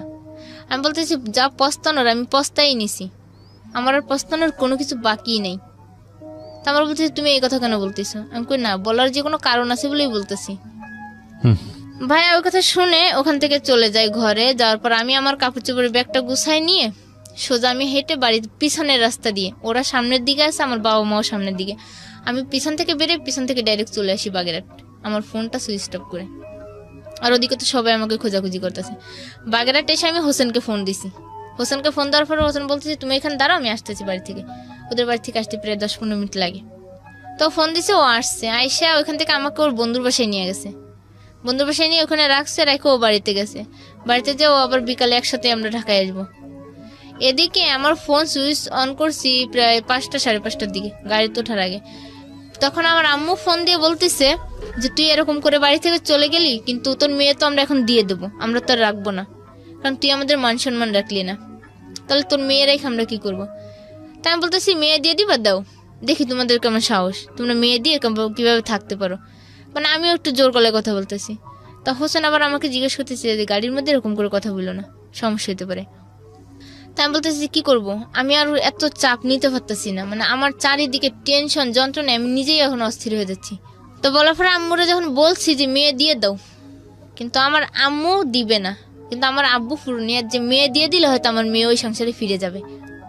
এই করে ওরাও নাইটে বাড়িতে যাবে, আমার স্বামী আর ওই তার ভাই।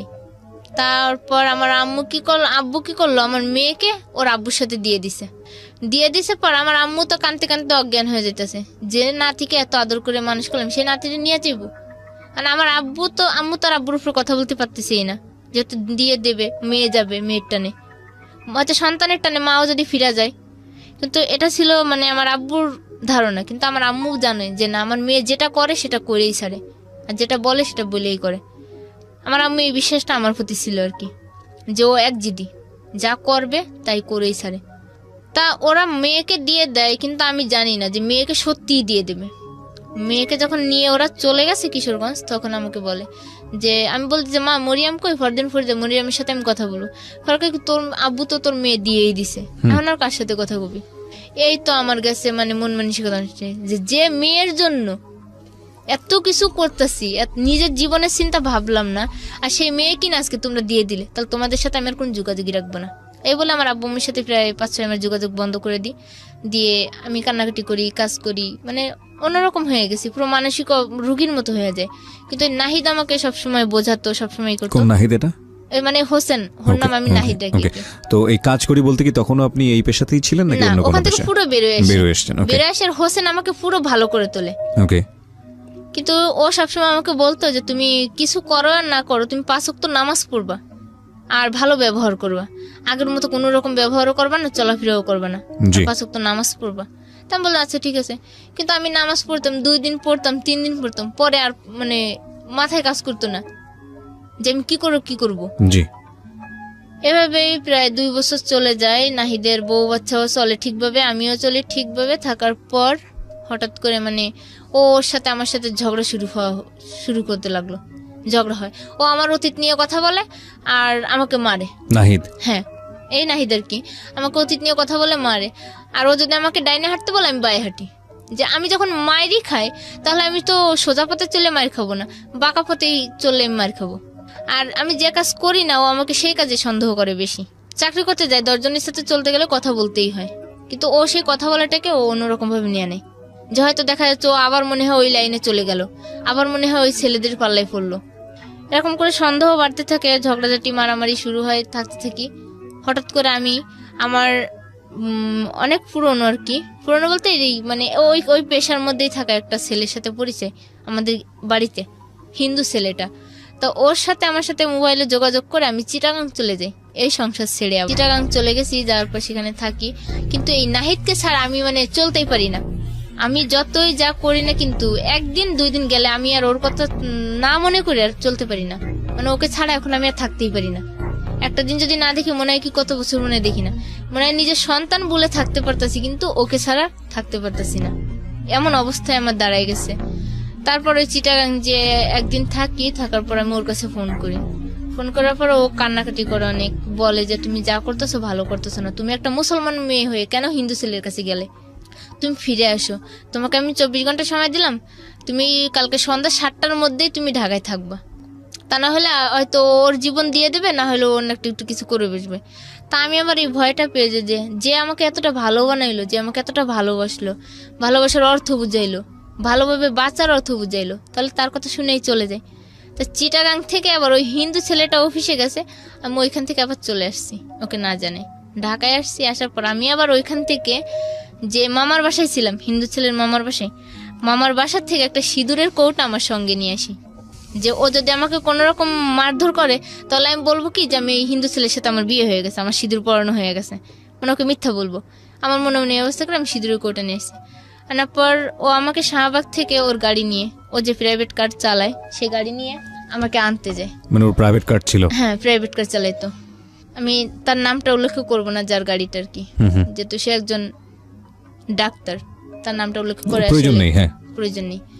তারপর ও আমাকে ওখান থেকে নিয়ে সোজা বাসায় এসে রুম খোলে, রুমের দরজা লাগায়, আমাকে অনেক কথা জিজ্ঞেস করে যে আমি কিনা ওইখানে কোনো ফিজিক্যাল সম্পর্ক হয়েছে কিনা কারোর সাথে, মানে কারোর সাথে কোনো খারাপ ব্যবহার করছি কিনা, মানে সবকিছু জানার পর আমি বলতেছি না, আমি গেছি একটা দিন, গতকালকে দিনে গেছি, আর একটা দিন থাকছি, রাতটা থাকছি, চলে এসেছি। শুধু মামা আমাকে ঘুম থেকে ডাকার জন্য হাত ধরে টানছিল, ঘুম থেকে ডাকার জন্য, এটা স্বাভাবিক ডাকতেই পারে, আর হাত ধরে টান দিছিল যে ময়না এদিকে, আর হয়তো কিসের জন্য ডাকছে সেটা তো আমি বুঝতেই পারিনি। তারপর ওখানে চলে আসি, ঢাকায় আসার পর যখন ও রুমে ঢুকাইছে, আমার ঢুকানোর পর ও দেখি রুমে তালা মারছে। ভিতরে তালা দেওয়ার পর আমার মনে একটা সন্দেহ লাগলো যে ওকে আমার সাথে কোনো রকম গ্যাঞ্জাম লাগবে না, মারবে আমারে। আমার মনে সন্দেহ লাগছে, কারণ ওর তো অভ্যাসই আছে মারার, এরকম যখন মারার এই অভ্যাস।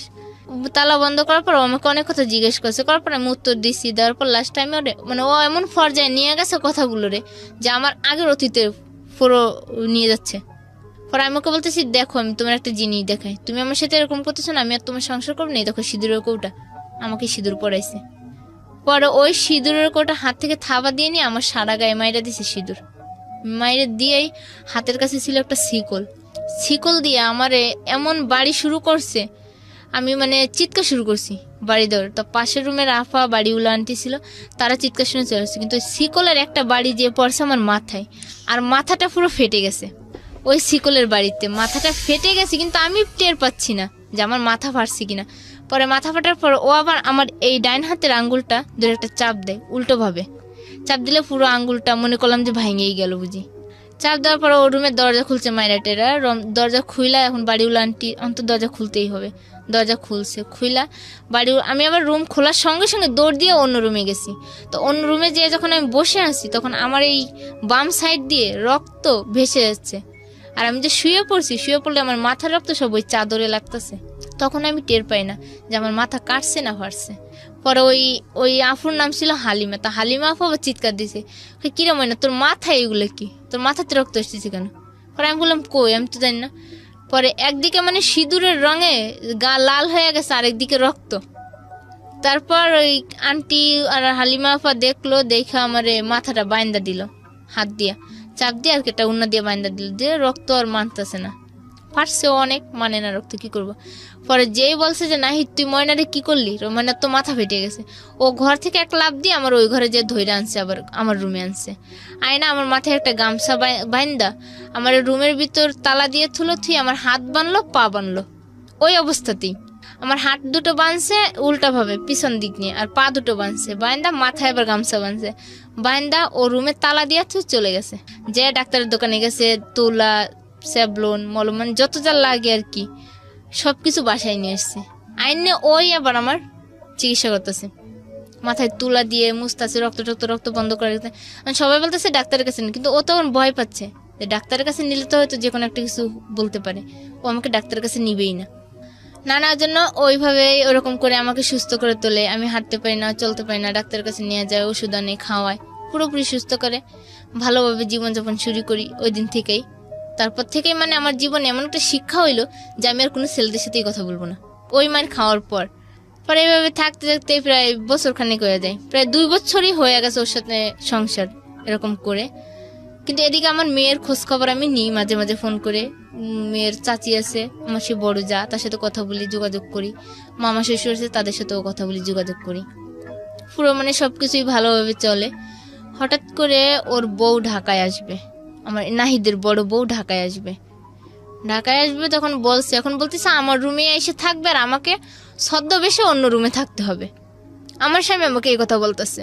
বলার পর আমি বললাম যে তা আচ্ছা ঠিক আছে, আমি তোমার সব কথাই মানবো, তুমি যেহেতু আমার জন্য এত কিছু করেছো আমি তোমার এই কথাটা মানতে রাজি। কিন্তু ওর বড় বউ আসলো ঢাকায়, আসার পর যখন আমার রুমে থাকতেছে রাত্রেবেলা, আমার দেখে মানে আমার এত কষ্ট লাগতেছে যে আমি বলার বাইরে, যে আমার স্বামী আমার চোখের সামনে আরেকটা মেয়ে নিয়ে রাত্রে ঘরে ঘুমাবে, তাও কিনা আমার বিছানায় আমার রুমে। তারপর আমি অন্য রুমে থেকে শুধু কান্নাকাটি করতেছি, আর আমার স্বামী আমাকে ইশারায় বুঝাইতেছে যে তুমি কান্দো না। আর ওর মেয়ে আমারই কোলে, তখন ওর ওই মেয়ে আমার কোলে, আমি নিতাছি, ঘুরতাছি, কিন্তু আমার তো কষ্টে বুকটা ফেটে যেতেছি যে আমি কি করতেছি। আর বাসার সবাই আমারে বলতেছে যে তুই একটা মেয়ে হয়ে কি করে এত কিছু সহ্য করতেছিস। কিন্তু তারপর আমি সমস্ত কিছু মাইনে নেওয়ার পর ওর ওই বউ বাড়ি চলে যায়। যাওয়ার পর ওর সাথে আমার অনেক ঝগড়া করলাম আমি, যে তুমি এরকম করো আমার সাথে, আমি তোমার সাথে আমি সন্দেহ কাজ করো তো করিই না, তাও তুমি আমার সন্দেহ করো। আর আমার সামনে যে তোমার বউকে নিয়ে আমার রুমে থাকলে সেবেলায় কোনো অপরাধ না, শুধু আমারটাই অপরাধ ধরো। আমি যদি একটা ছেলের সাথে ভালো কথা কইলে অপরাধ ধরো, খারাপ কথা দিলে অপরাধ। মানে এই বিষয় নিয়ে পারিবারিকভাবে অনেক ঝগড়া হয়। ঝগড়া হওয়ার পর ও আমাকে মারে। আবার যখন মারে তখন আমাকে মাইরে টেরে পরে একদিন পর আমাকে বাজার করার জন্য টাকা দেওয়া যায়। আমি কি করি, বাজার করার টাকা দিয়ে আমি বাড়িতে চলে গেছি পলায়। বাড়িতে যে আমার পুরো সিদ্ধান্ত যে আমি আর আসবোই না ঢাকা, আর ওর সাথে কোনো যোগাযোগই করবো না। তারপর বাড়িতে থাকি 1 মাসের মতো, 1 মাস 25 দিনের মতো থাকি। থাকার পর এখন দেখি যে না, ওরে ছাড়া আমার জীবন চলতেছেই না, আমি ভালো থাকতে পারতেছি না। মন শুধু ওর কাছেই থাকে সারাক্ষণ, যে ও তো আমার যতটা আঘাত দিছে তার থেকে দ্বিগুণ তো ভালোবাসছে, আমাকে ভালো করছে, ভালোভাবে বাঁচা শেখাইছে। মানে ওর ভালো দিকটা মনে করতে গেলে আমার সবকিছু ভুলে যেতে হয়, আমার কষ্টের দিক কথাগুলো। তারপর আস্তে আস্তে যোগাযোগ করতে করতে আমি ঢাকায় আসি। তারপর আবার আমার গাড়িতে যখন আমি বাড়ি যাই তখন আমার গাড়িতে একটা ছেলের সাথে যোগাযোগ হয়, গাড়ির হেল্পার ছিল সে। যোগাযোগ হওয়ার পরে আমি বাড়ি থেকে যে পলায় আসার জন্য এখন তো আমার কারোর তো একটা স্থান ধরতে হবে যে আমি ঢাকায় আসবো। আমার কাছে টাকা পয়সাও খুব কম, টাকা পয়সাও নাই বেশি একটা।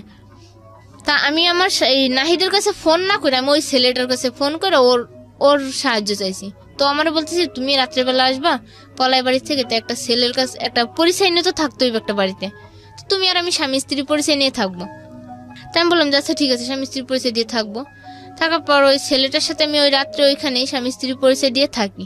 থাকার পর পরের দিন নাইটে সারা দিন থাকি, রাত্রেবেলা আমরা গাড়িতে ঢাকায় আসি। ঢাকা আসার পর ওই ছেলেটা আমাকে ওর মামির বাসায় নিয়ে রাখে, তুমি মামির বাসায় থাকবা, কাজ করবা। আমি কই না, আমি মামির বাসায় থাকবো না, আমি মিরপুরেই যাবো, মিরপুরে আমার কাজ আছে, আর আমি ওইখানে গেলে হয়তো ভালো থাকতে পারবো। মিরপুরে আমার একটা বান্ধবী ছিল সুরমা নাম করে, সে বান্ধবীর বাসায় আসি। আসার পর মানে এদিকে তো নাহিদের সাথে প্রায় সম্পর্ক শেষ, তারপরও মাঝে মাঝে ফোনে কথা হয়। নিজেদের মধ্যে ভুল বোঝাবুঝিটা ভাবি যে ভাঙাই নিলে হয়তো ভালো হবে। বান্ধবীও বোঝায়, নাহিদকে ডাকে ওর বাসায়, ডাকার পর দুজনের সামনাসামনি অনেক কথা বোঝায়, অনেক কিছু বোঝানোর পর নাহিদের সাথে আমার আবার সম্পর্কটা জোড়া লাগে। এই গেছে 17 সালের আর কি, 2017 সালের ফেব্রুয়ারি মাসের 1 তারিখে আমরা রুম নিই, স্বামী স্ত্রী রুম নিয়ে থাকি আমরা। বেশ 1 বছর ভালোভাবেই চলে, সংসারটা অনেক ভালোভাবেই চলতেছে। কিন্তু তার মধ্যে ফেব্রুয়ারি মাসে যখন রুম নিব তখন ও আমাকে বারবার একটা কথা বলতেছে তার আগে, যে দেখো তুমি যা করতেছো ভাইবে চিন্তা করো, আমি কিন্তু তোমাকে 1 টাকাও দিতে পারবো না। তা আমার মাথায় চিন্তা করতে যে 1 টাকা না দেখ, আমি গার্মেন্টস করতে পারবো, গার্মেন্টস করে আমার সংসার আমি চালাতে পারবো, কিন্তু ও তো আমার পাশে থাকবে। তা এর মধ্যে আবার ওই ফেব্রুয়ারি মাসের আগে ও আমাকে মারে, মানে আমারই একটা ভুলের জন্য। ও আমাকে একটা কথা জিজ্ঞেস করিস, আমি ওর কাছে না স্বীকার করছি যে না আমি এই কাজটা করিনি, কিন্তু আসলে যে এই অন্যায়টা আমি কইরা আসছি বাড়ির থেকে, কিন্তু ও জানে, ও জানতে পেরে আমাকে বারবার দিয়েছে। কিন্তু ও যখন আমার কোরআনের দোহাই দিয়ে বলল যে তুমি কি কোরআন হাতে নিয়ে বলতে পারবা, তাই আমি বললাম যে না আমি এই কথাটা বলতে পারবো না। তখন আমার সত্যটা ওর কাছে স্বীকার করে নিলাম। নেওয়ার পর ও আমাকে এমনভাবে মারলো, আমার বাম পাশের চোখের নিচ পুরো কালো হয়ে যায় রক্তে, আবার ঠোঁট মুখ অনেক দাগে ভরা যায়, মানে সব রক্তের স্পট। আমার হাত একটা মানে এমনভাবে ব্যথা দিছে, হাত ফুলা উঠছে ডাইন হাতটা। অফিসে গিয়ে সবাই বলছি কি যে আমার কলপারে পড়ে গিয়ে এই অবস্থা হয়েছে। কিন্তু ও আমার সাথে মারার পর আমাকে আমার নাকের উপরে এমন জোরে একটা বাড়ি মারে ইট দিয়া, তা আমার নাকটা আর কি মানে রক্ত বেরোতো নাকের উপর দিয়া। পরে আমি এখন কি করব, মানে ও ফোন বন্ধ করে দিছে, আমার ফোনটাও নিয়ে গেছে, এখন আমি কি করব মাথায় কিছু আসে না। আর আমার এই বান্ধবী বোঝায় ও ঠিকই আসবে তোর কাছে, তোর বিশ্বাস যেহেতু আছে ও ঠিকই তোর কাছে ফিরে আসবে। আসার পর আমি তাও ওর পিছু আমি রাস্তা পর্যন্ত গেছি, ওই রাস্তায় যাওয়ার পর ও আমাকে মারছে, রাস্তায় ফেলায়, রাস্তার আমাদের গেটের সামনে গিয়া মারছে। মায়েরা এমন মার দিছে আমি পুরো অজ্ঞান হয়ে গেছি। এখানে অজ্ঞান হয়ে যাওয়ার পর আমার এই বান্ধবী বাসার থেকে বেরিয়ে আসে যে ও এতক্ষণ হয়েছে গেছে এখনো আসতেছে না কেন, আসে দেখে আমি রাস্তার ভিতর অজ্ঞান। পর আমার বান্ধবী আর তার বোন আর একটা মেয়ে ছিল, সেই মেয়েটা আমাকে ধরে উঠাইছে। ওঠানোর পর ওই নাহিদ বাসায় না গিয়া আবার ফিরে এসছে ওইখানে। আয়সা যখন ওরা আমাকে তুলছে, আমার জ্ঞান ফিরাইছে, তখন ও আয়সা আবার আমার পেটে লাথি মারছে একটা, আমার নিচ পেটে, মানে এত জোরে একটা লাথি মারছে মায়ের। হ্যাঁ নাহিদেই, মানে এমন জোরে একটা লাথি মারছে, মায়েরা বলতেছে কি তোর জীবনটাই আমি আজকে বের করে দেবো, তুই যাতে আর এরকম কোনো কাজ না করতে পারোস। তাও মারছে পরে ওরা 3 জনে ফিরাইছে, ফিরে আমাকে নিয়ে গেছে বাসায়। যাওয়ার পর নাহিদরা আমি এখন ওর জন্য পুরো পাগল। ও যে আমাকে এতটা মারছে বা কষ্ট দিছে তাতেও আমার কষ্ট মনে হচ্ছে না, তাও মানে ওর জন্যই আমি পাগল যে ওই আমার জীবনে থাকবে আর আমি ওর জীবনে থাকবো, তাও আমি ওকে ছাড়তে পারবো না। মায়েরটা চলে গেছে, তারপর 2 দিন পরে আমার নাক থেকে এত রক্ত পড়ে আমি মানে কিছুই করতে পারতেছি না, কি করব। আমার কাছে একটা টাকাও নেই যে আমি নিজের জন্য ডাক্তার দেখাবো। নাহিদও পুরো যোগাযোগ বন্ধ। তারপর আমি হঠাৎ করে আমার মাথায় একটা বুদ্ধি আসলো যে মানুষ তো টাকার জন্য কত কিছুই করে, তা আমি না হয় লাস্ট পর্যায়ে একটা ভিক্ষার থালা না হয় আমার হাতে উঠবো। আমি এটাই মনে মনে ভাবলাম যে আমি ভিক্ষা করবো, তাহলে ভিক্ষা করে হলো আমি নিজের জীবন বাঁচাবো, কিন্তু আমি আগের জগৎ আর ফিরবো না, আগের মতো আর খারাপ কাজ করে টাকা আনবো না, মানে আমার চিন্তা ধারণা এটাই আসলো।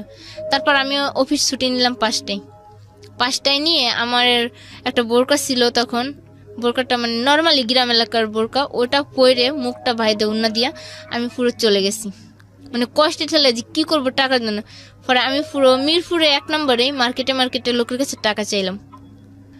টাকা চাওয়ার পর 199 টাকা না কয় টাকা যেন উঠছে, তাও অনেক পরিশ্রমের পর। কিন্তু তখনই বুঝতে পারলাম যে ভিক্ষা করে টাকা ইনকাম করা কত কঠিন আর ওই জগতে থাকার কত সহজ। ওই ওই জগৎ জগৎটায়। বলতে যে প্রস্টিটিউশনের যে জগৎটার কথা বলতেছেন, হ্যাঁ। ওই জগৎটায় থেকে সোজা একটা কাজ, নিজেই চলে গেলাম, টাকা পেয়ে গেলাম। আর এই যে ভিক্ষা করে টাকাটা আনা, কত পরিশ্রম। 10 জনের কাছে চাইলেও মনে হয় না যে 10 টাকা মেলে, 10 টাকা মেলে। এরকম করে 199 টাকা হওয়ার পর ওই টাকা দিয়ে আমি ফ্যাক্স লোডের দোকানে গিয়ে আমি নাহিদকে ফোন করছি। ফোন করে আমি ওরে সবটা বললাম যে দেখো, তোমার জন্য আজকে আমি ভিক্ষা পর্যন্ত করলাম, তাও তুমি আমার ছেড়ে যেও না, আর তুমি আমার যা করতে বললাম তাই করব। তারপর ও আসলে আমার ভিক্ষার কথাটা শুনে অনেক কানলো ফোনে, যে তুই ময়না আমার জন্য কি করলি, আর আমি বা তোর জন্য জীবনে কি করি। তাও দুইজনের মধ্যে শুধু ভুল বুঝাবুঝি থাইকা যায়। পরে এভাবে ফেব্রুয়ারি মাসে রুম নিই, দুইজনেই বেশ ভালোই চলি। থাকার পর হঠাৎ করে এই যে প্রায় মাসখানেক আগে ওর বোর সাথে থাকা সত্ত্বেও মানে আমার কোনো খোঁজ খবরই নেয় না, খুব কম। ফোন করে আমি বাসায় আসতে বললে আসে না। আর রেন্টেকারে এখন গাড়ি চালায় তো অনেক মানে চাপি। রেন্টেকারে যারা গাড়ি চালায় তারা এখন দূরত্ব ভাড়া নিয়ে দূরে যায় ভাড়ার জন্য। তা আমাকে আসতে পারে না, আমাকে এই কথা সেই কথা দিয়ে বোঝায়। তো আমি ওকে একটা দিন না দেখলে মনে করেন থাকতেই পারি না। আর এত ভালোবাসি যে আমি নিজের জীবনের থেকে আমি ওকে বেশি ভালোবাসি। এই ভালোবাসার টানে আমি ওকে ভুলতেও পারি না, ওকে ছাড়া থাকতেও পারি না। তারপর ও একদিন বাসায় আসার পর আমি আর কি ঝগড়া করি ওর সাথে অনেক। আমি ইচ্ছা করে ঝগড়া করি, মানে সবকিছুই আমার মধ্যে। ওই দিন ঝগড়াটা আমার থেকেই শুরু হয়েছে। আমি নানান কথা বলার পর ঝগড়া শুরু হয়েছে। হওয়ার পর ও আমারে বলতেছি কি যে দেখ, এইভাবে সংসার চলে না, তুই মুক্তি নে, না হয় আমারে মুক্তি দে। আমাকে ওই বলছে এই কথা। করার পর এই কথা বললো, আমাকে ফোন যখন কাটে দিছে, দেওয়ার পর ও একদিন বাসায় আসার পর আমি বলতেছি দেখো, তুমি আমার কাছে মুক্তি চাইছো, তাহলে আমি তোমারই মুক্তি দেবো। তাহলে তুমি আজকে আবার সেই কুরআন হাতে নাও, নিয়ে আমাকে এই কুরআন শরীফ সাক্ষী রেখে বলো যে আজকে তোর হাত ছেড়ে দিলাম, আর 3 বার তালাক বলো তুমি আমাকে। ও ঠিকই ওই দিন আমার চাপে পড়া ও ঠিকই ওই কথাগুলো বলছে, আমাকে 3 বার তালাকও বলছে। আর বলছে যে আল্লাহ, আমি যে মানুষটাকে এত ভালো করলাম, যে মানুষটাকে আমি ভালো কইরা আজকে ভালো পথে আনলাম, সেই মানুষটি আজকে আমার হাত ছেড়ে দিতেছে। তো তুমি ওরে ভালো রেখো, ভালো জন থাকুক। কথা বলে ও চলে গেছে। কিন্তু যাওয়ার পর এখন আমি শুধু ভাবি যে আমি কি করাইলাম ওরে দিয়া, আর আমি বা কি করলাম, কেন করলাম। আমার মাথায় শুধু এই চিন্তা, আমি শুধু কান্নাকাটি করি। খাওয়া দাওয়া পুরো ছেড়ে দিছি। খাওয়া দাওয়া ছেড়ে দেওয়ার পর তো এখন আর মানে ওকে ছাড়াই মানে এত অন্ধকারে ঢেকে আসতেছে আমার জীবনটা। আবার মনে হচ্ছে যে আমি এই বুঝি আবার নিঃস্ব হয়ে গেলাম, একা হয়ে গেলাম। তারপরে ওকে ফোন দিই, বারবারে ফোন দিই, ডিস্টার্ব করি। ও ফোনের যন্ত্রণায় মানে ও আমার কথা শুনলে ও দুর্বল হয়ে পড়ে, আর আমি ওর কথা শুনলে দুর্বল হয়ে পড়ি। দুজনের প্রতি এতটা দুর্বল হওয়ার পর ও প্রায় 15 দিন আগে শুক্রবার রাত্রে বাসায় আসে। ও আসছিল আমার কাছে থাকার মন মানসিকতা নিয়ে, যে আমার কাছে থাকবে, থাইকে হয়তো আমাদের দুজনের মধ্যে ঝগড়াটাও মিটাই নিবে, আবার কথাগুলো ফিরাই নিবে। কিন্তু আসছে ওই মনে, কিন্তু আমার মনে ছিল অন্যরকম একটা কিছু, যেন ও আসলে ওর কাপড় চোপড়গুলো দিয়ে আমি ওকে পাঠাই দিব। তো ও যখন আবার আমাকে ফোনে বলছে যে ও বাসায় আসবে, তা আমি আবার বলতেছি তুমি বাসায় এসো না, আমি ব্যস্ত আছি। এই কথা বইলে আমি ফোনটা কাইটে দিছি। দিয়া আমি আমার বান্ধবীর ফোনের সাথে বান্ধবী আমার ফোন থেকে কথা বলছে, সেই বন্ধুর সাথে আবার আমি কথা বলতেছি আমার বান্ধবীর সম্পর্কে, আর আমার সম্পর্কে জিজ্ঞেস করতেছে, আমি বলতেছি। তারপর মানে ওই দিন রাত্রে শুক্রবার যখন ও আমার বাসায় আসবে বলেছে কাপড় চোপড় নিতে, নাহিদ বলতেছে যে আমি তোমার বাসায় তাহলে আসবো, কাপড় চোপড় আছে আমার, ওগুলো নিয়ে যাবো, আমি আর তোমার সাথে যোগাযোগ করবো না। তা আমি বলতেছি আচ্ছা ঠিক আছে। তো এই অফিসে থাকা অবস্থায় আমার বান্ধবী আবার আমার ফোন থেকে ওর বয়ফ্রেন্ডের সাথে কথা বলে সে আবার আমাকে ফোন দিয়ে কথা বলতে বলতে মানে আমাদের পরিচয় হইতে হইতে মানে অনেকটাই পরিচয় হয়ে গেল। আমার ফ্যামিলি সম্পর্কে বললাম, আমার বিষয়ে বললাম যে দেখুন আমি এরকম ভাবে আছি, এখন এই পর্যায়ে আছি। তা আপনার বান্ধবীর বয়ফ্রেন্ডের সাথে? হ্যাঁ, কিন্তু এর মধ্যে নাহিদ আবার আমাকে ট্রাই করে যাচ্ছে, আমার ফোন শুধু ব্যস্ত পাচ্ছে। বুঝতে পেরেছি। ব্যস্ত পাওয়ার কারণে ও কিন্তু আরো রাগ হয়ে যাচ্ছে যে আমি যার সাথে যাব আজকে সম্পর্কটা আবার ঠিক করার জন্য, আর সে কিনা আমার ফোন কাইটে দিয়া অন্য পুরুষের সাথে কথা বলতেছে। আসলে এটা আমারই অন্যায় ছিল ওই দিন, যে আমি কেন ওর ফোন না রিসিভ করে অন্য একজনের সাথে কথা বলতেছি। ও বাসায় গেছে, যাওয়ার পর আমাকে দরজা খুলতে বলতেছে বারে, কিন্তু আমি দরজা খুলি না। নাহিদ আমাকে বলতেছে দরজা খুলতে, কিন্তু আমি দরজা খুলি না খোলার পরে ওই প্রায় 10 মিনিট ওকে দাঁড় করে রাখছি বাইরে, দাঁড় করে পরে আমি দরজাটা খুলছি। খোলার পরও ঘরে ঢুকছে, বসছে, আমার সাথে দু একটা কথা বলছে, বেশ ভালোই, আমিও বলছি। তা ও আবার দাঁড়ায় রয়েছে, দাঁড়ানো থাকা অবস্থায় আমি খাটের উপর দাঁড়ায় ওর গলা জড়ায় ধইরা ওর পিঠের উপর পড়ছি আমি, মানে যেমন ছোট বাচ্চা যেমন ঘাড়ে ওঠে ওরকম করে আমি ওর ঘাড়ে উঠছি। ওঠার পরও আমাকে বলতেছে তুমি নামো, আমার কষ্ট হচ্ছে, আমার নিঃশ্বাস নিতে কষ্ট হচ্ছে। তা আমি নামছি। নামার পর ও দেখলাম ওর ফোন রাখলো, মানি ব্যাগ রাখলো, চাবি রাখলো গাড়ির।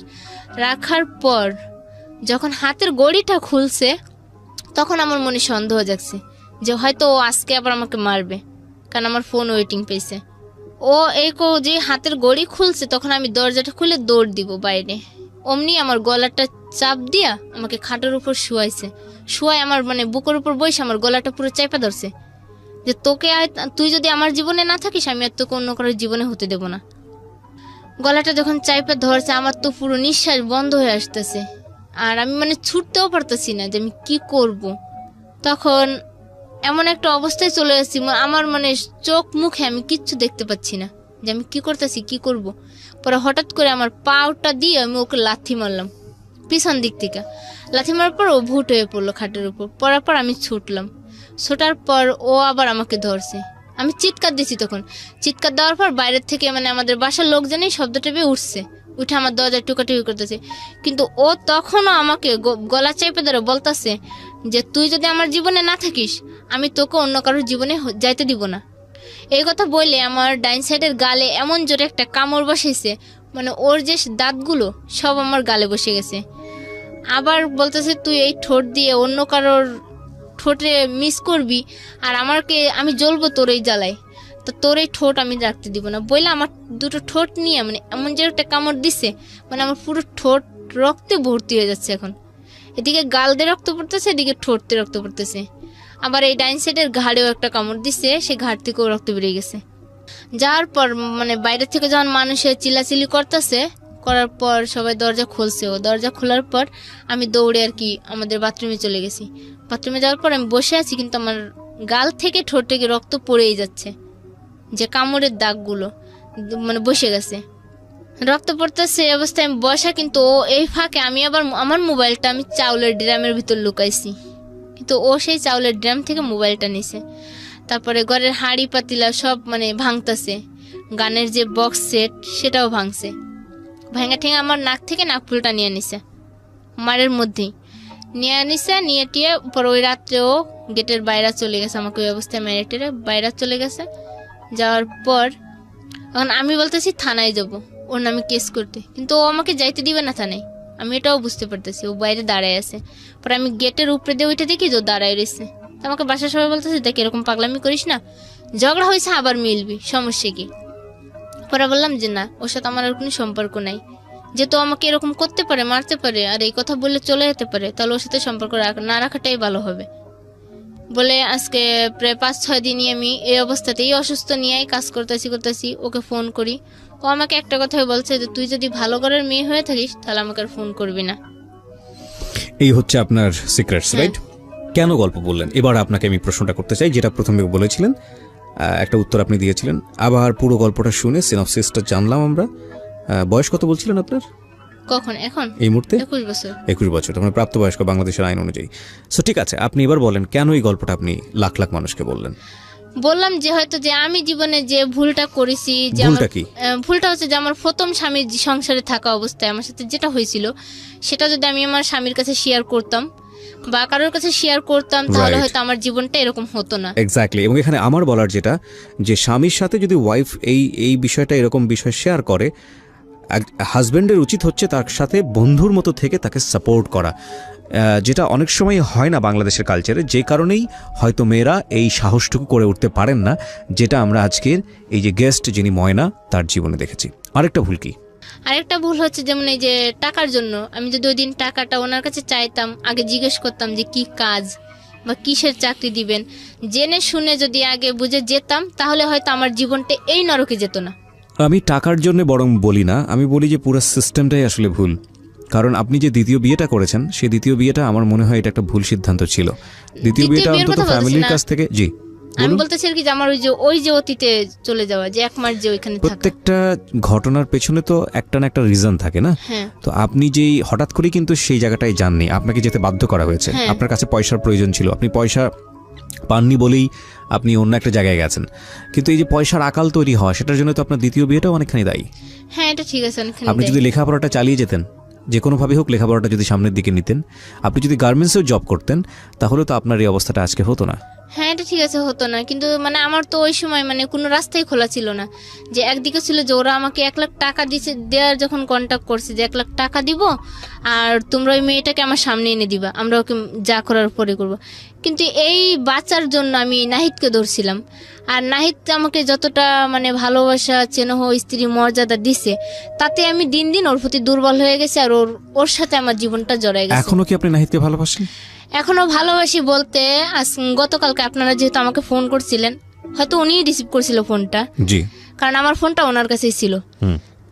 উনি রিসিভ করছে, উনি রিসিভ করার পর উনি আপনাদেরকে আমার নাম্বার দিচ্ছে, দেওয়ার পর আমার সাথে কথা হয়েছে আপনাদের। হওয়ার পর আমি ওনার কাছে ফোন করছি, আমি নাহিদের কাছে ফোন করছি, করে বলছি যে জীবনে হয়তো কোনো একটা ভালো মুহূর্ত ছিল আপনার কাছে। আর আমি সবসময় বলতাম, আপনাদের এই গল্প আমি আজকে 3 বছর ধরেই শুনি। শোনার পর আমি সবসময় বলতাম, ওর আমি যখন শুয়ে শুয়ে শুনতাম বলতাম যে আমিও না এই গল্পের অনুষ্ঠানে যাব। তো আমাকে বলতো যে তোর ইচ্ছা হয়ে যাইতে, তো আমি তোকে নিয়ে যাবো একদিন, আর তোকে ওইখানে আমি নিয়েই যাব। তা ও কালকে যখন আমি ওকে ফোন করি আপনাদের, এক্স্যাক্টলি, এই স্টোরিটা খুব সুন্দর একটা স্টোরি হতে পারতো, গল্প হতে পারতো। আপনারা দুজন মিলে এখানে এসেছেন, হ্যাঁ, আপনি একটা ভালো জায়গায় আছেন, হ্যাপিলি একটা এন্ডিং হয়েছে, হ্যাপি কাপল হয়েছেন। কিন্তু সেই জিনিসটা আপনার হলো না, সেই শখটা হলো না। পূরণ হলো। কিন্তু আমার এই মুহূর্তে মনে হচ্ছে যে সেই জিনিসটা আবার আমার কাছে হয়েছে আজকে। কিরকম? কেননা গতকালকে আমি যখন ওর কাছে ফোন করছি, পরে বলছি, বলার পর আমরা বলতেছে তোমার স্বপ্ন তো একটাই ছিল যে তুমি আমার সাথে ওইখানে যাবা। তা আমি বলছি হ্যাঁ আমি যাবো ওইখানেই। বলছিলাম তখন আপনি কি আমাকে নিয়ে যাবেন? বলতেছে যে দেখো ময়না, তুমি আর আমি যত দূরেই থাকি না কেন, আমি জানি যে তুমি মৃত্যুর আগ পর্যন্ত শুধু আমারই থাকবে। ও আমাকে বলছে, আর আমিও এটা বলছি যে দেখো তুমিও হয়তো মৃত্যুর আগ পর্যন্ত আমারই থাকবে। কারণ আমরা দুজনকে এত ভালোবাসি যে মনে হয় না যে পৃথিবীতে কোনো মা সন্তানকে এত ভালোবাসি, যে ভালোবাসা। না, এই ইমোশনের জায়গাটা আপনার জায়গা থেকে অনেকখানি রাইট, কিন্তু আমাদের জায়গা থেকে অনেক বেশি লজিক্যাল। তারপরেও আমি একটা কথা শেষ দিকে এসে বলতে চাই আজকের এই অনুষ্ঠানে, যে আমাদের দেশে একটা নারীর জীবন অর্থনৈতিকভাবে কতটা ভারসাম্যহীন, এবং এটা আজকে নতুন না, এটা সবসময় আমরা আমাদের অনুষ্ঠানে দেখিয়েছি যে একজন নারী অর্থের জন্য জীবনে কতটা ঝুঁকির মধ্যে যান।